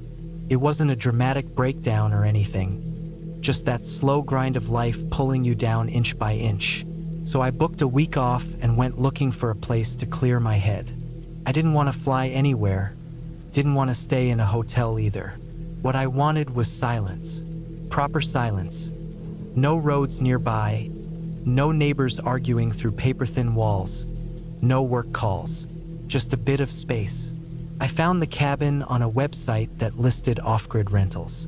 The The photos made it look like something out of a hiking magazine. Old timber walls, a sloping tin roof, a small porch with 2 old wooden chairs, and nothing but pine trees around it for what looked like miles. It was in Northumberland, near a forest park I'd never been to. The listing said it had a stove for heating, a gas burner for cooking, a solar battery for light, and a compost toilet out back. That was it. No Wi-Fi, no phone signal, no people. Perfect. The drive up was long, almost 7 hours with a stop, and the last stretch was down a dirt track that felt like it hadn't been maintained since the 70s. My car, a battered Ford Focus with a squeaky wheel arch, barely made it up the final climb. When I parked, I saw the cabin standing in the tree line, looking exactly like the photos, only colder. Wind whipped through the tall trees, and the air had that raw, dry chill you only get in early March. There was a key under a loose stone next to the steps, just like the owner had said. The inside was tiny but tidy. A single room with a small bed against one wall, a stove in the middle, a little counter and sink, and shelves filled with canned food and basic stuff. There was even an axe propped up in the corner next to a pile of kindling. I liked that, made it feel real. The first 2 days were uneventful. I walked the same paths through the forest, made coffee in the mornings, and sat with a book in the afternoons. I didn't see a soul, didn't hear an engine or a voice. It felt like I'd finally found that part of the world where nothing reached me. But then came the 3rd night. It had started raining late in the afternoon, and by the time it got dark, the wind had picked up too. The trees howled outside, branches creaked, and I could hear the rain tapping on the tin roof like drumming fingers. I'd shut the shutters and stuffed a towel in the gap under the door to keep the cold out. The stove was going, and I had enough tea and canned stew to keep me warm. At around 10, I blew out the lantern and got into bed. I slept in thermals and a hat. The forest was louder that night, not with animals or anything, just wind and rain, constant, heavy, and anxious sounding. I drifted off sometime after 11. Then I heard something. It wasn't the wind. I wasn't fully asleep when it came. That strange half-sleep where your mind is already on edge. It was soft at first, like a scrape. I thought maybe it was a tree branch brushing the side of the cabin. But it wasn't regular enough. There'd be silence, then a scratch, then another one, then nothing. My eyes opened in the dark. I lay still, breathing shallow. I listened. The stove had burned low, and the air was colder now. I reached over and lit the lantern again. The shadows jumped back into the corners. Scratch. Another noise. It was coming from outside the cabin, near the sidewall. Not close to the door, but along the far end, maybe behind where the bed was. I sat up. I hadn't seen any large animals out here. No signs of deer or foxes. Could have been a raccoon or badger, I guessed. But it didn't sound like that. There was something about the pattern of it, like it was measured. Too long between scrapes to be natural. I got up and put on my boots without tying them. I pulled on my coat and grabbed the torch from the shelf. When I opened the door, the cold hit me like a slap. The rain was still coming down but softer now, and the wind had died just enough that I could hear the forest creaking and dripping around me. I walked around the side of the cabin, torch held out, heart in my throat. Nothing, just wet earth, tall black trees, and the hiss of rain. I walked the whole perimeter, scanning the woods. Didn't see tracks, didn't see movement. I went back inside, shut the door, and put the latch across. Maybe it was just the wind. I didn't sleep again properly that night. The next day was gray and wet. I stayed inside mostly, made tea, read the same paragraph of a book over and over. I tried to write in my journal, but I couldn't focus. I kept glancing at the windows. The forest felt different now, like it was holding its breath. That evening I made a fire again, more for comfort than heat. I boiled a tin of stew and ate slowly, watching the flames.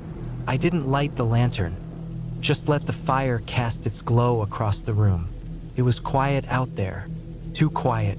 At around 9, I heard the first knock. It wasn't on the door. It was on the side of the cabin.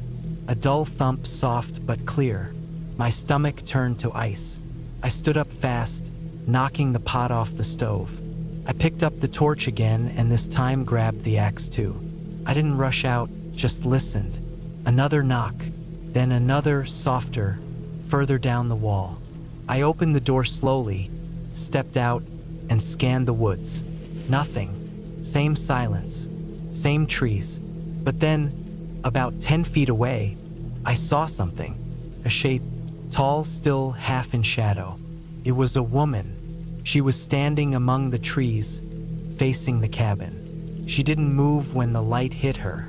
She didn't raise her hands or call out. She just stood there. Her hair was long and soaked, hanging across her face. Her clothes were dark, but I could see her arms, pale against the bark. She looked thin, too thin. I didn't speak. I didn't move, just stared, waiting for her to do something. Anything. She didn't. I backed up slowly and shut the door. Then I latched it and pushed the bed frame against it too. I sat down with the axe in my lap and the torch pointed at the door. I waited. No more knocks came. No footsteps.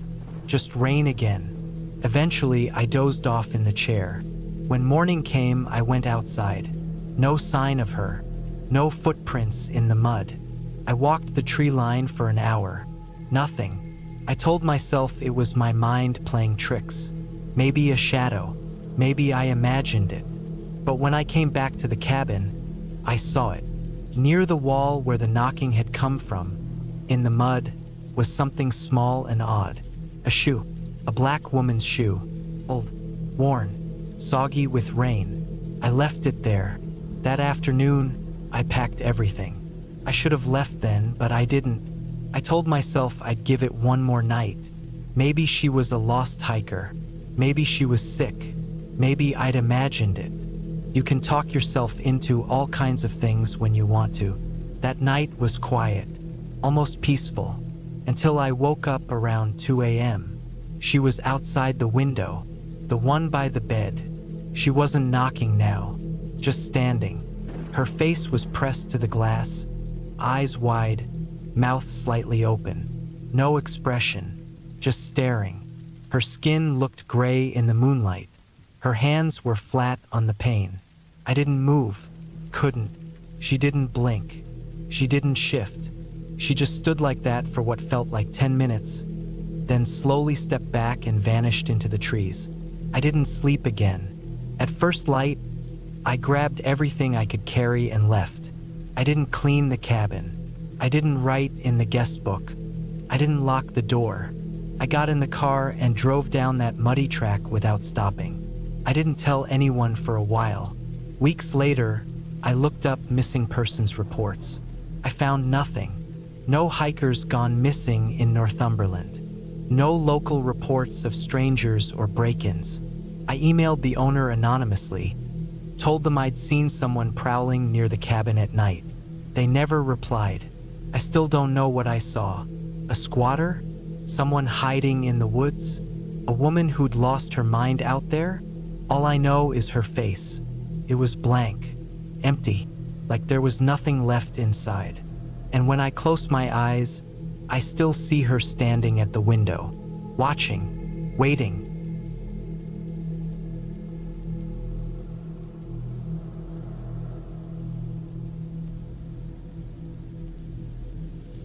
I was 34 when I decided to take a solo trip out to the forest near Greystone Ridge in northern Idaho. It was the fall of 2016. My job in Spokane had worn me thin, desk work, budget meetings, artificial lights, the usual. I needed a few days away from people. I wasn't trying to find myself or any of that. I just wanted stillness. No screens. No office. Just a few days alone with a paperback and some peace and quiet. My cousin Rick had a cabin he'd offered me a few times before. It wasn't luxurious. He'd inherited it from our uncle, and I don't think it had been properly maintained in years. No cell service, no Wi-Fi, no central heating. But it had a roof with stove and enough space for a cot and a cooler. It sat about 3 hours northeast of Coeur d'Alene, close to the base of Iron Hand Pass. I packed light, a duffel bag of clothes, a flashlight, a small hatchet, food, water, a sleeping bag, and a couple of paperbacks. I filled a 5-gallon gas can just in case. Rick said the truck could handle the old road, but the last mile could get washed out after rain. It had been dry for a week though, and I wasn't too worried. The drive-in was uneventful. I left around 8 a.m., filled the tank in Sandpoint, and took Forest Road 47 up through the hills. It got steep around the last 10 miles with thick pine on either side, but I made it to the cabin by mid-afternoon. The cabin sat maybe 30 yards off the narrow road, behind a bend in the trees. You could barely see it from the dirt track, just a flash of gray roof through the branches. No mailbox. No address marker, just an old fire ring out front, a stack of chopped logs, and the cabin itself, small, dark, and crooked slightly to the left like it had settled wrong. I unlocked the door with the key Rick gave me. Inside smelled like dust and mouse droppings. I gave the place a quick sweep and opened the small window above the sink. No signs of animals or leaks, just silence. I set up my cot in the corner and lit a fire in the wood stove.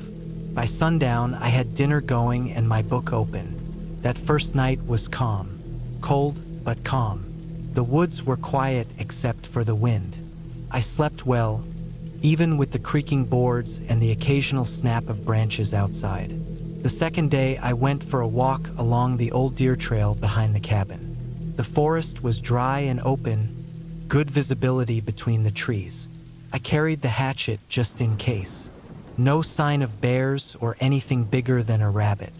I didn't see a single person all day, exactly what I'd hoped for. That night, though, something felt off. I woke up around 2:30 a.m., not sure what did it. Maybe the fire popping or the wind shifting. But when I sat up, I had that feeling like I wasn't alone. The kind of creeping pressure you feel when someone's watching you. But I was alone. I knew that. I hadn't seen another human in 24 hours. I got up and checked the door. Still locked. Looked out the window. Nothing but black trees and the faint shape of my truck. I listened hard. Not even the sound of wind. I chalked it up to nerves. I wasn't used to complete silence. No street sounds. No hum of fridges or passing cars. I crawled back into the bag and stared at the ceiling until sleep came. Next morning, I found something strange. There were prints in the dirt near the woodpile. Not boot prints. Not animal either. Barefoot. Human. The toes were wide apart, almost splayed, and the prints looked fresh. Still deep and clean like they hadn't been rained on or blown over. They led from the edge of the trees to the woodpile, then back again. I counted 3 full prints, 1 partial. No one should have been out there barefoot. Not that deep in the woods. Not with the temperature dropping to near freezing at night. I looked around for more but found nothing. Just that single trail. I stood there for a while just staring at them. I told myself it could have been old. Maybe Rick had been up recently. Maybe he came out to chop wood and didn't want to wear boots for some reason. But I already knew that wasn't true. Rick would have said something. And these prints were clean, sharp, too recent. Still, I stayed. I kept the hatchet closer after that. Carried it with me when I stepped out to use the outhouse, even during the day.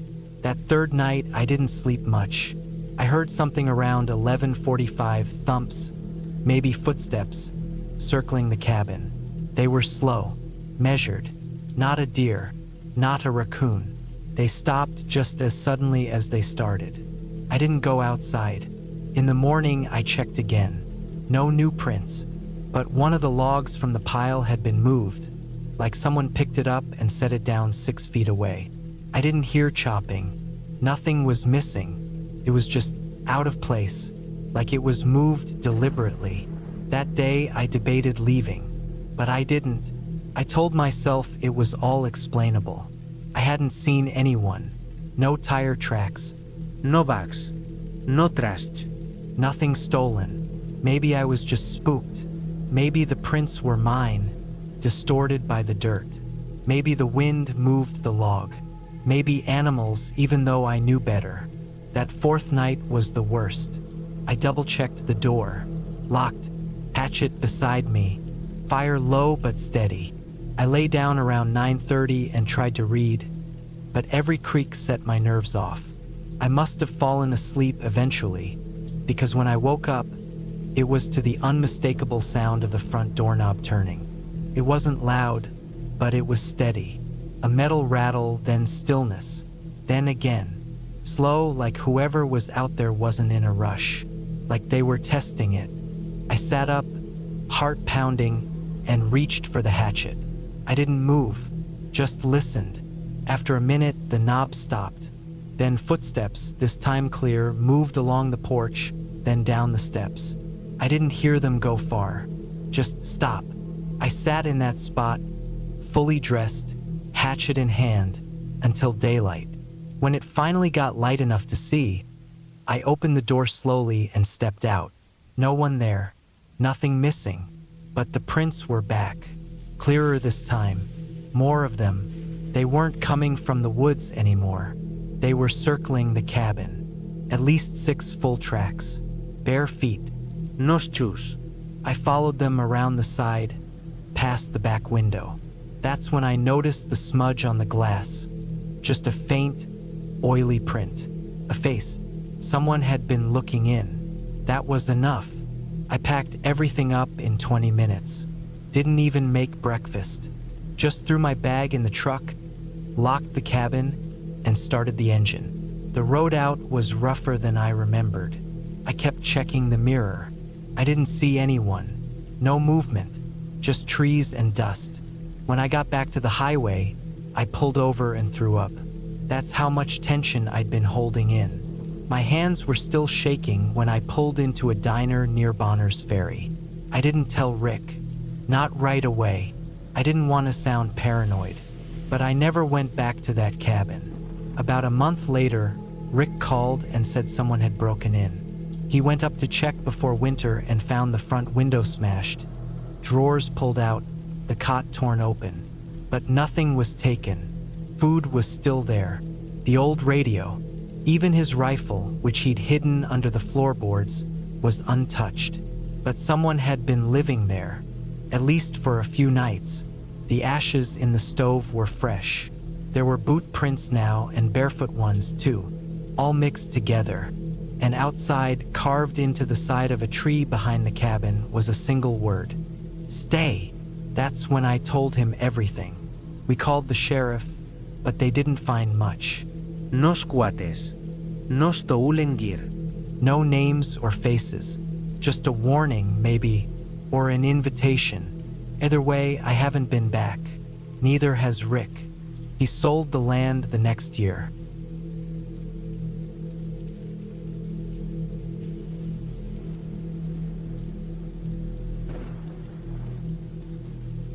It was 2016 when I took a break from everything. I was 34 at the time, working as a construction supervisor in Pittsburgh, and I was past the point of burnout.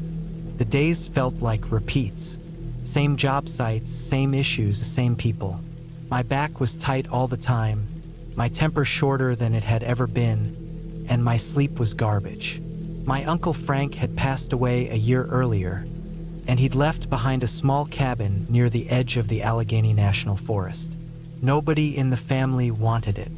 It was too remote for most, barely accessible in winter, and there was no electricity or running water. But I liked it that way. The plan was simple. Take my dog Bruno, head up there with a truckload of supplies, and just unplug for a few weeks. I figured the silence would be good for my head, and Bruno, being a 5-year-old German Shepherd mix, could use the open space too. No leash, no traffic, just woods, trails, and a good fire in the stove. I left Pittsburgh on a gray October morning. The drive took just under 4 hours. The last 30 minutes were the roughest, gravel roads winding through steep hills and thick trees, the kind of place you could easily get stuck if the weather turned. But I made it to the clearing where the cabin sat. It looked more or less how I remembered it from my childhood. A-frame build, dark wood siding, rusted metal chimney. The old red shed beside it had half collapsed. A woodpile leaned against the side of the cabin under a tin overhang. Everything smelled of damp moss and bark. Bruno leapt out of the truck before I cut the engine. Nose in the air, tail wagging like crazy. He bolted straight into the trees like he'd lived there all his life. I unpacked slowly, taking in the silence. It wasn't quiet the way a house is quiet. It was the kind of silence where you can hear your own heartbeat, broken only by the far-off rustle of wind in the canopy or the crack of a branch dropping in the underbrush. I spent the first few days just settling in. I fixed up the wood stove, which had a crack in the back that needed sealing, hauled logs inside, hung up the tarp over the back porch where the roof had some water damage, cleaned out dead insects and rat droppings from the cupboards. There was no cell service, so I turned my phone off and put it in a drawer. I cooked over the stove and used the spring behind the cabin to get water. Bruno stuck close. He slept near the fire or sniffed along the tree line, chasing rabbits and barking at squirrels. At night, he curled up on the rug beside my cot, ears twitching at every pop and snap outside. I started going on walks with him every morning, following the old logging trails that cut into the hills behind the cabin. Most were overgrown, but some were still passable. We'd go for an hour or two and then head back. It was peaceful. I slept better than I had in years. Then, after about 10 days, things started to feel off. It began with a sound. I was splitting wood near the back porch one afternoon when I heard something in the ridge behind the cabin. A steady thud, thud, thud, like someone hitting a tree with a thick branch. It wasn't a woodpecker. I know that sound well. This was heavier, rhythmic, and spaced out. I stopped and listened, axe midair. Bruno stood beside me, staring at the tree line, ears fully forward. Then it stopped.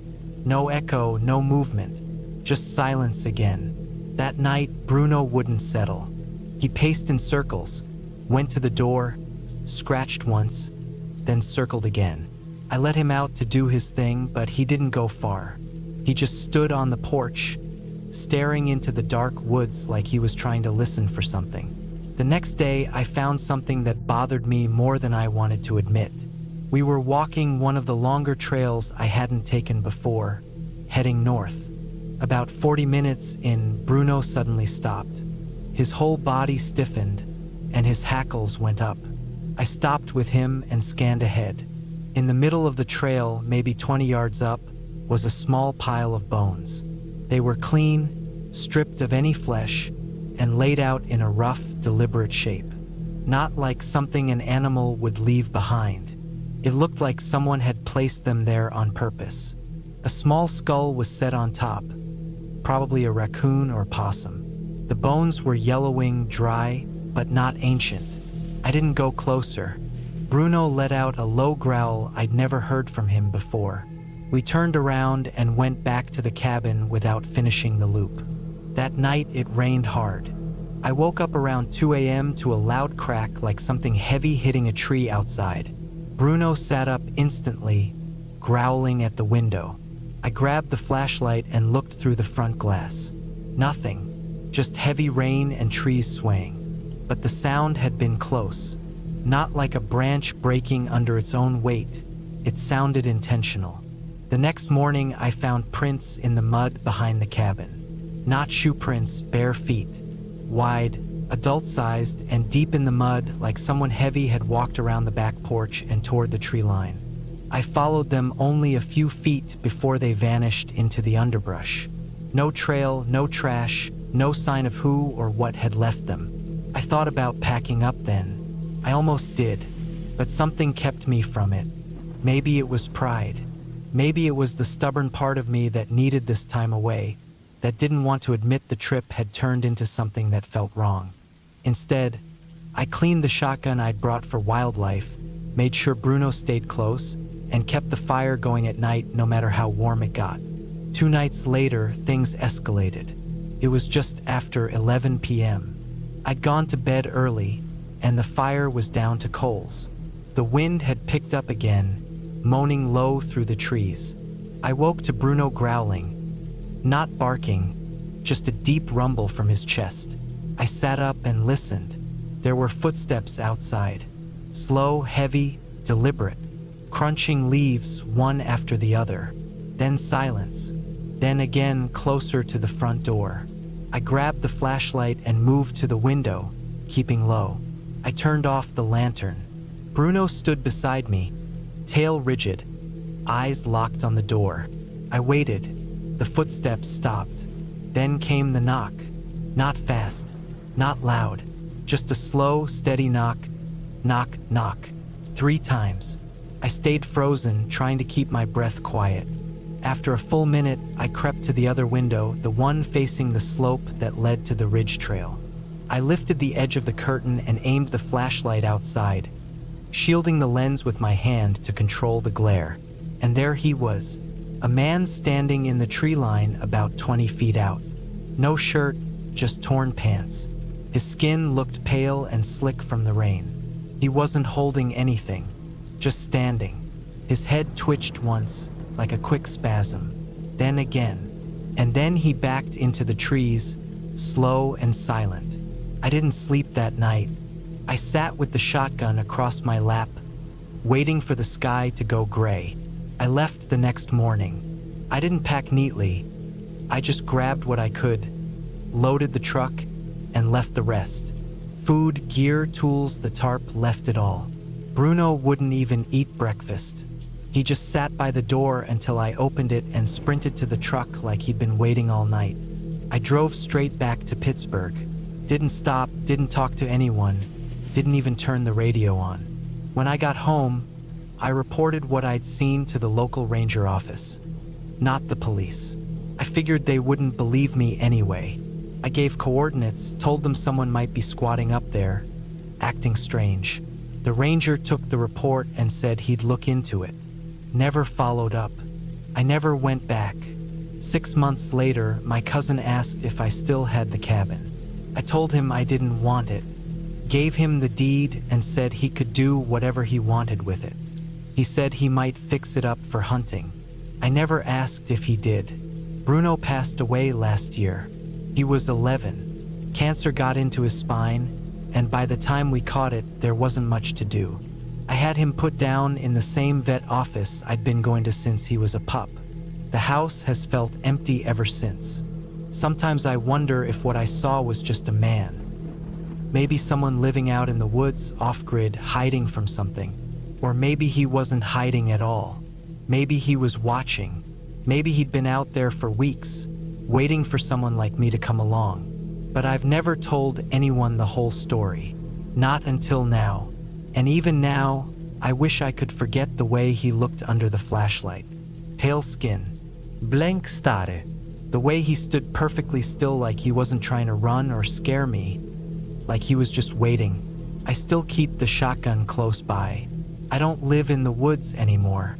But some nights, when the wind's just right, and the dog's not there to growl anymore, I hear the woods again. And I remember that knock.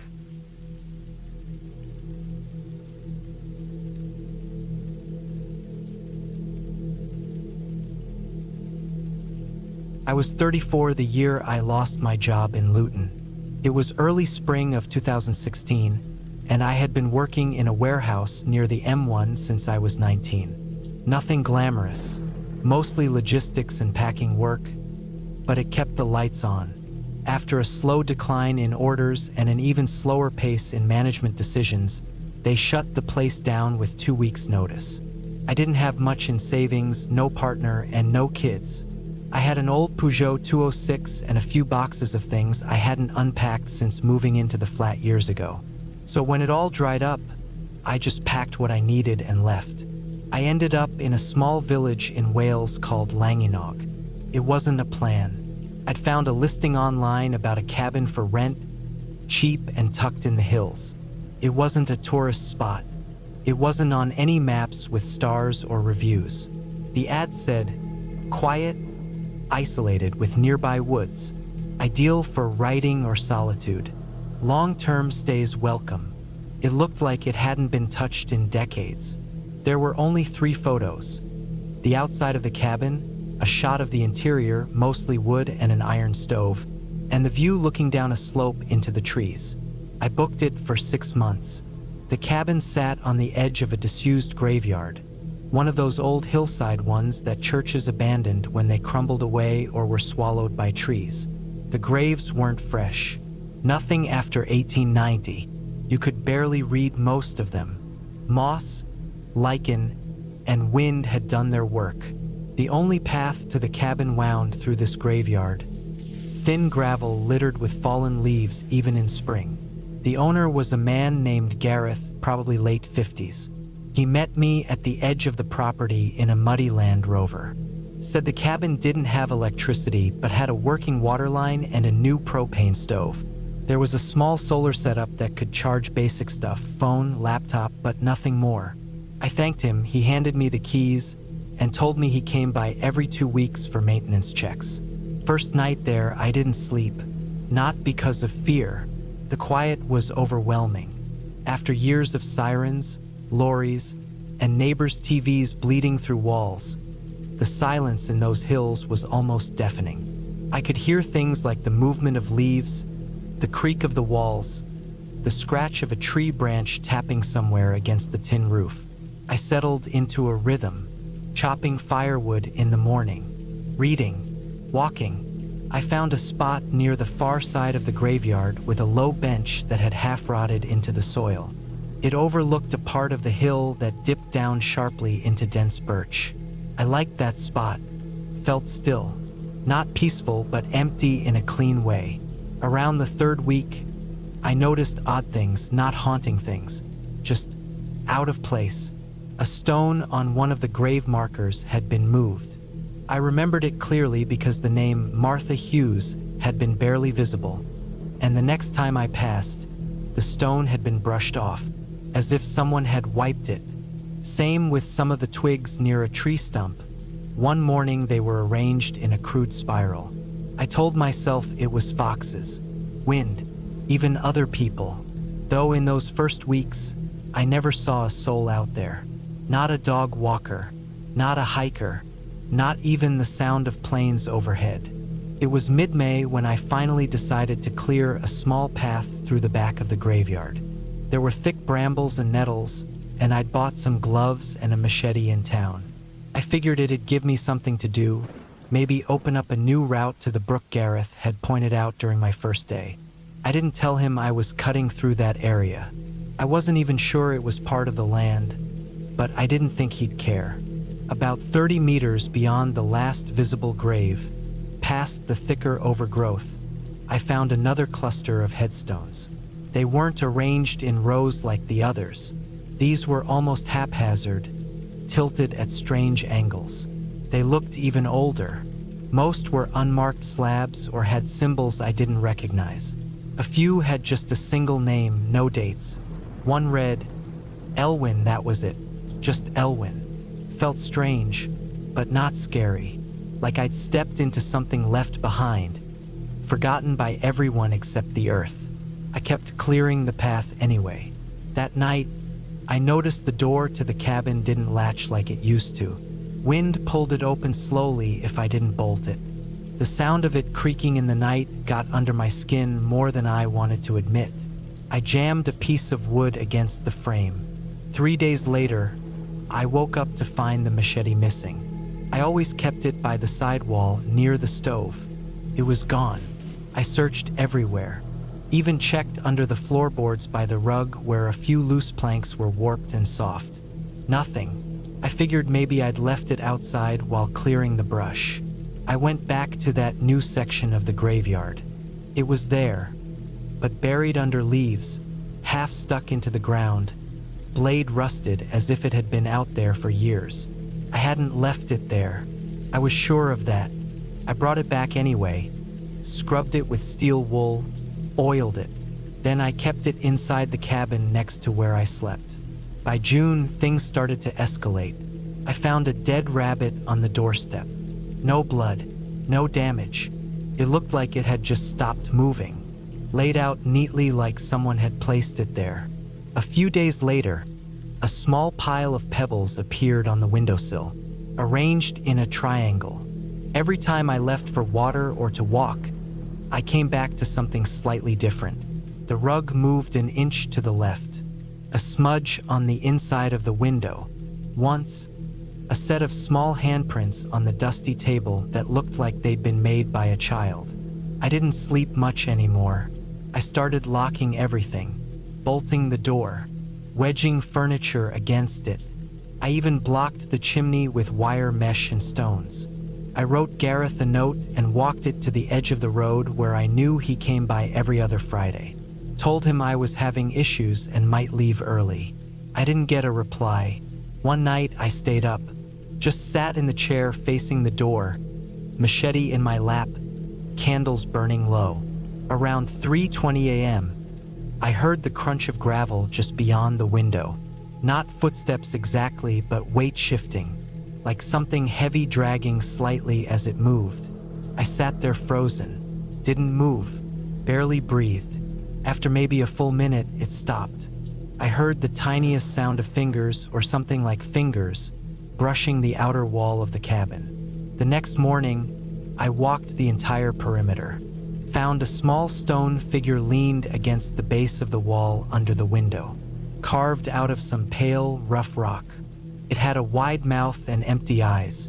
No legs, just a rounded stump where the body ended. I threw it into the woods. That afternoon, I made plans to leave. I packed the essentials, mapped a route back to the nearest bus line, and wrote another note for Gareth saying I was vacating the cabin early. I planned to leave at first light. That night, the wind was strong. Rain started just after midnight. I barely slept, just lay there listening. At around 4 a.m., I heard a loud thump on the roof, then silence, followed by a long, dragging sound. It moved from one end to the other, slowly. It was still dark when I heard the front latch rattle. Not open, just twitch, like someone gently testing it. I stayed in the corner with the machete, heart beating out of my chest.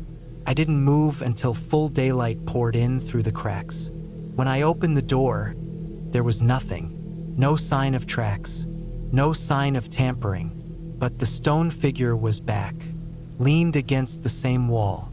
Only this time, its mouth had been carved wider. It looked like it was smiling. I didn't leave that morning. I should have, but I didn't. Something about being pushed out, being forced to go, got under my skin. I spent that whole day inside, windows shut, trying to think straight. Then, just before dusk, I saw someone. Not clearly, more like a shape, past the far edge of the graveyard, near the Elwyn stone. Just standing, watching. I stared until my eyes hurt. Then it was gone. I snapped that night. I dug through the floorboards, pulled out everything I could, ripped up rugs, dragged furniture out into the yard. I didn't know what I was looking for. Something, some answer. And under the far corner of the cabin, in a damp spot near the rear wall, I found a space. Someone had carved into the dirt. Deep, neat rows, maybe for storage or drainage. Inside it, wrapped in cloth, were bones.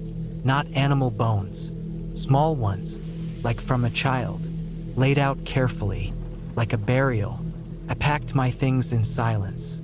I walked out at sunrise, machete in hand, past the graves and the tilted stones, past the Elwyn marker. When I reached the road, Gareth was there, said he'd just arrived for his check. I didn't explain anything. I didn't need to. I left and never looked back. A year later, I saw the cabin listed again, same ad, same photos. I flagged the post, reported it. It stayed up. That was almost 8 years ago. I live in Manchester now. I work nights at a delivery depot and keep to myself. But I still wake up at 4 a.m. sometimes, certain I can hear the sound of gravel moving outside. I don't go near graveyards anymore. I don't hike. I don't stay in cabins, not even nice ones. I still have that machete. I keep it in my car, just in case.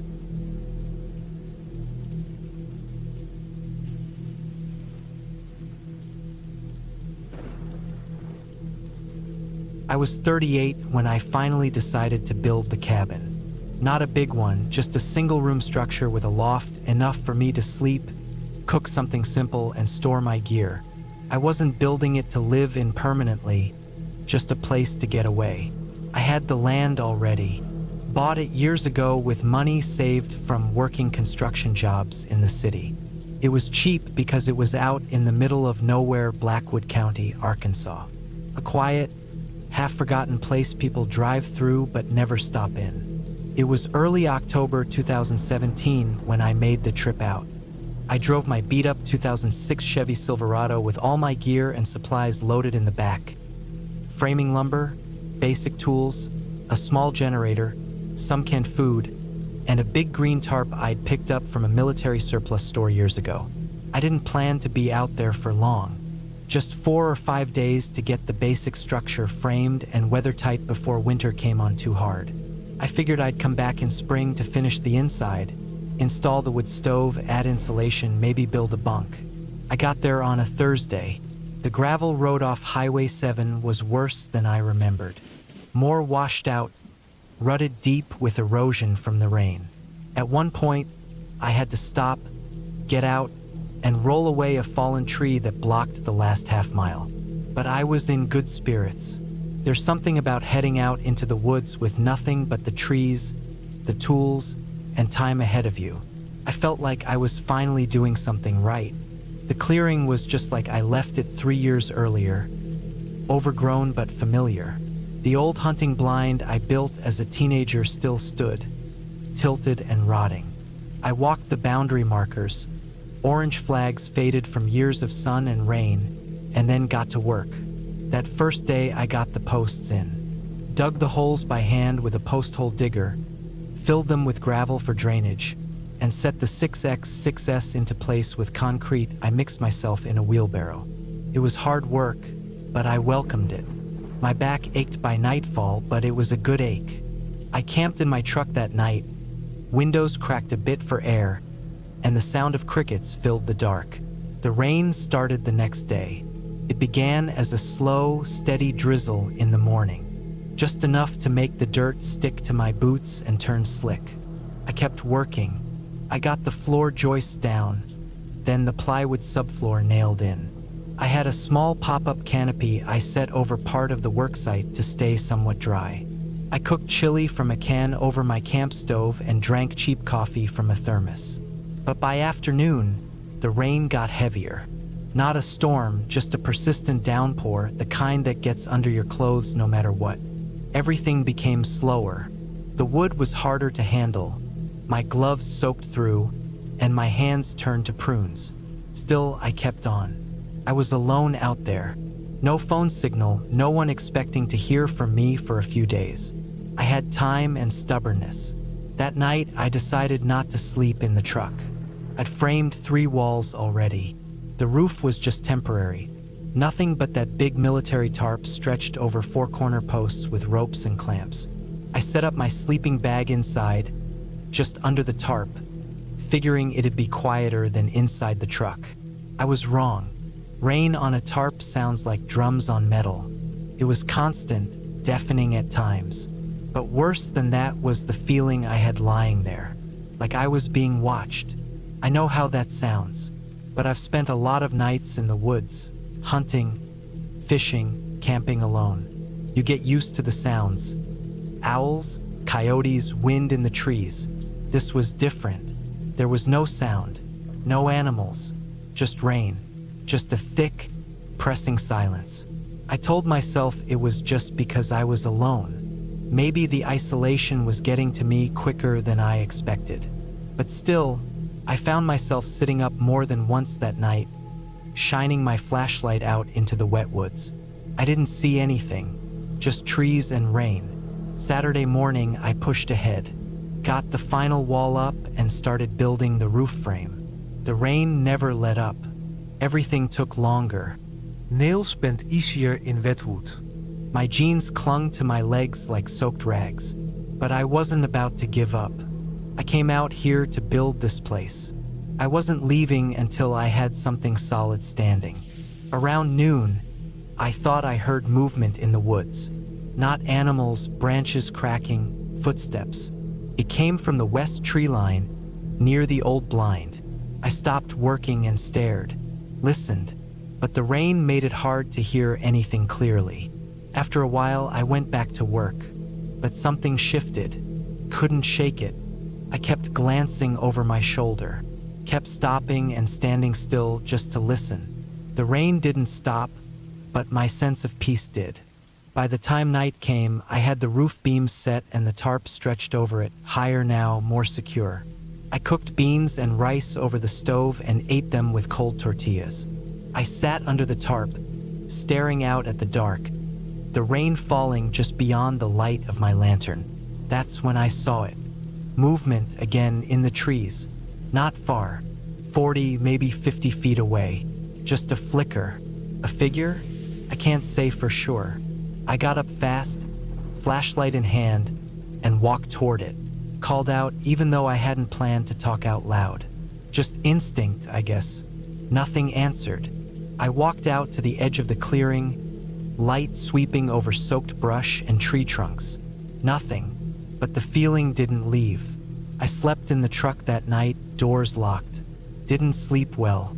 Woke up often. I'd hear faint tapping sounds, probably branches or water hitting the truck roof. But every time, I gripped the handle of the hatchet I kept beside the seat. Sunday morning, I almost packed up and left, but something in me refused. I wasn't scared, not exactly, but I felt like something didn't want me there, and that made me want to stay more. I've never liked the idea of backing down. Not from people, not from weather, not even from my own nerves. So I kept going. I worked faster, less careful but faster. I nailed in roof decking, trimmed the edges, covered it in felt paper. I'd brought bundles of shingles but decided to wait on those. I wanted walls and a door first. I framed the door and cut a sheet of plywood to fit, hinged it and hung it rough but solid. I didn't have a lock yet, just a sliding bolt, but it worked. For the first time, the place felt like shelter. Late that night, the wind picked up. The rain started blowing sideways. The tarp on the roof held, but the corners flapped loud enough to keep me awake. I sat inside the cabin, in my sleeping bag, flashlight nearby, listening to the wind and the forest beyond. Then I heard it again, movement in the woods. This time it was closer, slower. I didn't go out. I just sat there, back against the wall, heart pounding like I'd run a mile uphill. I held the hatchet in my lap and stared at the plywood door. There was a sound, brief, sharp, like a footstep on wet plywood. I thought maybe it was the porch I'd half-built earlier. Just a few boards laid out, not even nailed yet. But it had weight, more than a raccoon, more than a deer. I didn't move, didn't breathe loud. I waited. Nothing happened. No knock, no voice, no more footsteps. Just the wind, the trees, and rain hammering down. After what felt like an hour, I finally laid down and closed my eyes. I didn't sleep well, but nothing came in. The next morning, Monday, I went out early, checked the porch, the clearing, the trees. I didn't see tracks, but the ground was churned up from the storm, so maybe I wouldn't have anyway. I worked hard that day, finished the siding, sealed up the gaps, nailed up some flashing around the door. I was soaked, shivering at times, but I kept moving. The storm passed by late afternoon. The wind eased, and the rain slowed to a drizzle. I stood under the overhang and looked out over the woods. Gray skies, dripping trees, no sign of life. And then, far off, maybe 200 feet into the woods, I saw it again.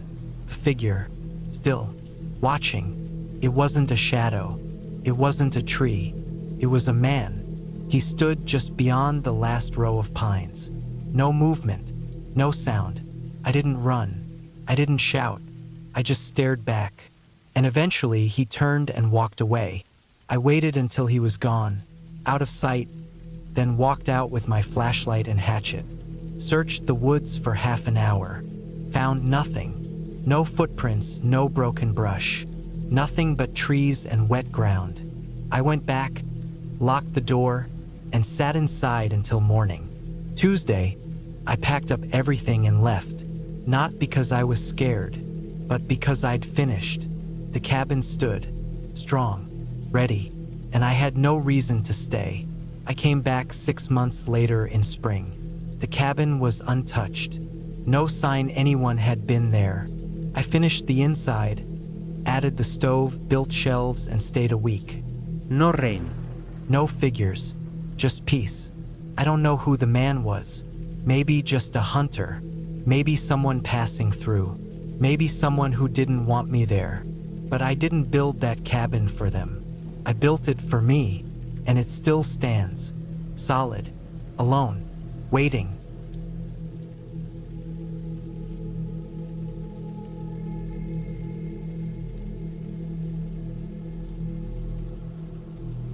It was the fall of 2012 when my boss, Alan Warner, asked me to check on his cabin deep in the woods outside Ellery, Pennsylvania.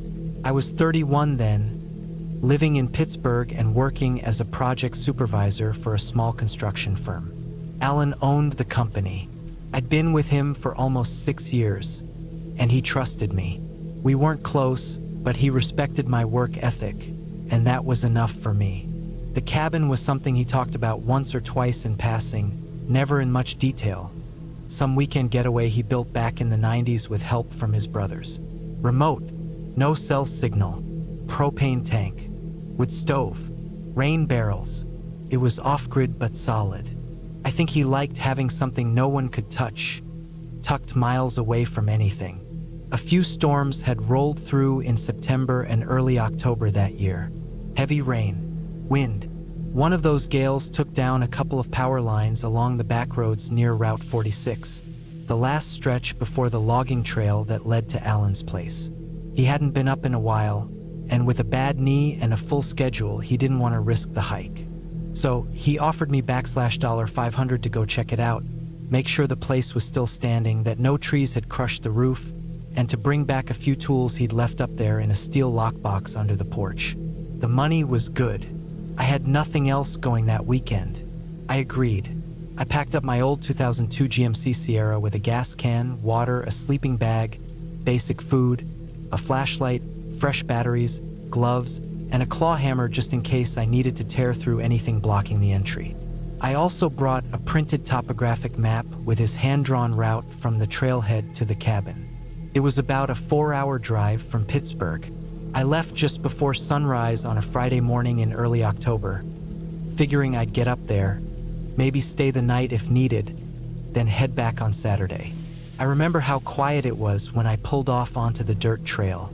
No bird song, just the crunch of leaves under my tires. The forest up there was thick, mostly red maple, oak, and some white pines scattered through the hills. Leaves were turning, deep orange and crimson everywhere. Fog clung to the low brush. I followed the trail as far as I could, then parked where a wide beach had fallen across the path. From there, it was a 2-mile walk in. I slung my pack over my shoulder, checked my bearings, and started hiking. It wasn't a marked trail, more like a worn game path with some rocks stacked every few hundred feet as markers. Alan's instructions were good, though. He'd written stay left at the split rock, follow the ridge line, ignore the deer blind with the orange flag, that sort of thing. I stayed on track. Took me about 45 minutes to reach the cabin. It was in decent shape, all things considered. About 30 feet by 20 feet, dark-stained wood with a corrugated metal roof.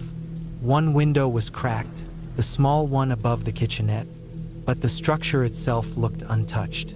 No trees had fallen nearby. A few branches were scattered across the porch, and the rain barrel was overflowing, but it wasn't anything serious. The padlock on the door had rusted some, but I managed to get it open with the key Alan had given me. Inside, it was musty, smelled like damp ash and old pine. There was a cot, a narrow counter with a propane stove, and some metal shelving with canned food. I found a few water jugs near the door, all half full. Everything had a fine layer of dust. The wood stove was cold. No signs of animals inside. I opened the trapdoor under the rug in the corner and pulled out the steel box. Tools were there: wrenches, a torque set, some pliers, a flare gun with 2 cartridges. I set it by the door. I was about to leave then and there, but something made me hesitate. Maybe it was the silence. You can hear your own blood in your ears when it's that quiet. Not a single gust of wind. No insects. No chipmunks scurrying through the brush. Just stillness. And I don't mean peaceful. I mean the kind that presses in on your skin. The kind that makes you feel watched. I told myself I was being dramatic. I was alone in the woods, not used to being that far out. Still, I decided I'd stay the night just to be sure everything held up. Maybe patch the cracked window with some plastic and duct tape from the emergency kit. I brought in my bag, filled the wood stove, and lit a small fire with one of the fire starter logs. As the warmth spread, I ate a can of chili and took a short walk around the perimeter. Nothing odd. No tracks. No disturbed ground. The sun dipped behind the trees early. It got cold fast. That night was long. I lay on the cot in my sleeping bag, headlamp strapped to my forehead, reading an old paperback I found on the shelf. Some crime novel with half the pages missing. I kept the fire low. Around midnight, I shut my eyes. That's when I started hearing things. I can't say it was footsteps. It wasn't that defined. More like a faint shuffle or drag outside the wall. A slow sound. Deliberate. Not the wind. Too steady. I turned off the headlamp and held my breath. It circled the cabin once. Just once. The ground was covered in wet leaves, and the noise they made when shifted by weight was unmistakable. I didn't move, just lay still and listened. Nothing after that. Not for a while. I convinced myself it was a deer, maybe even a bear, though they weren't known to wander that close to buildings. I didn't hear anything break or scrape. Still, I didn't sleep much the rest of the night. By morning, the fire had died. I stepped outside and looked around. No prints. Just soaked leaves. No damage. Everything looked the same. I walked out about 30 feet, scanned the treeline. Still quiet. Still nothing. I decided I'd head back that morning. No unsettling. I repacked everything, grabbed the steel lockbox, made one last sweep through the cabin. Then I locked up and started the hike out. But something was off. It was the third marker that made me stop. Alan had described it clearly. A dead pine leaning against a boulder, with a strip of faded red cloth tied around a branch. I saw the tree. I saw the boulder. But the cloth was gone. Not ripped or faded. Just gone. I brushed it off. Wind, maybe. Or time. But the next marker, the stack of flat stones shaped like a pyramid, was gone too. Flattened. Scattered like someone had kicked them apart. I still knew the route, so I pushed forward, moving a little faster, keeping my eyes peeled. I passed a tree with a long vertical gouge down its bark, maybe a foot wide, deep enough to expose the inner wood. It hadn't been like that on the way in. I would have noticed. I kept going faster now. My palms were sweating. The weight of the lockbox dug into my side with every step. That's when I smelled it. A sharp, sour stench, metallic like rust and rotted meat. It came from just off the trail, where a dip in the terrain dropped toward a small ravine. I couldn't see anything down there through the thickets, but the smell clung to my nose, thick and heavy. I gagged once, then moved faster. The last quarter mile felt like an hour. When I finally saw my truck through the trees, I jogged the last stretch. The driver's side door was slightly open. I stopped cold. I never leave it like that, ever, especially not out here. I dropped the lockbox in the bed and pulled the claw hammer from my pack. I crept up to the cab and peeked inside. Nothing missing, nothing moved, but the glove box was open. The papers had been gone through, just shuffled around. I hadn't done that.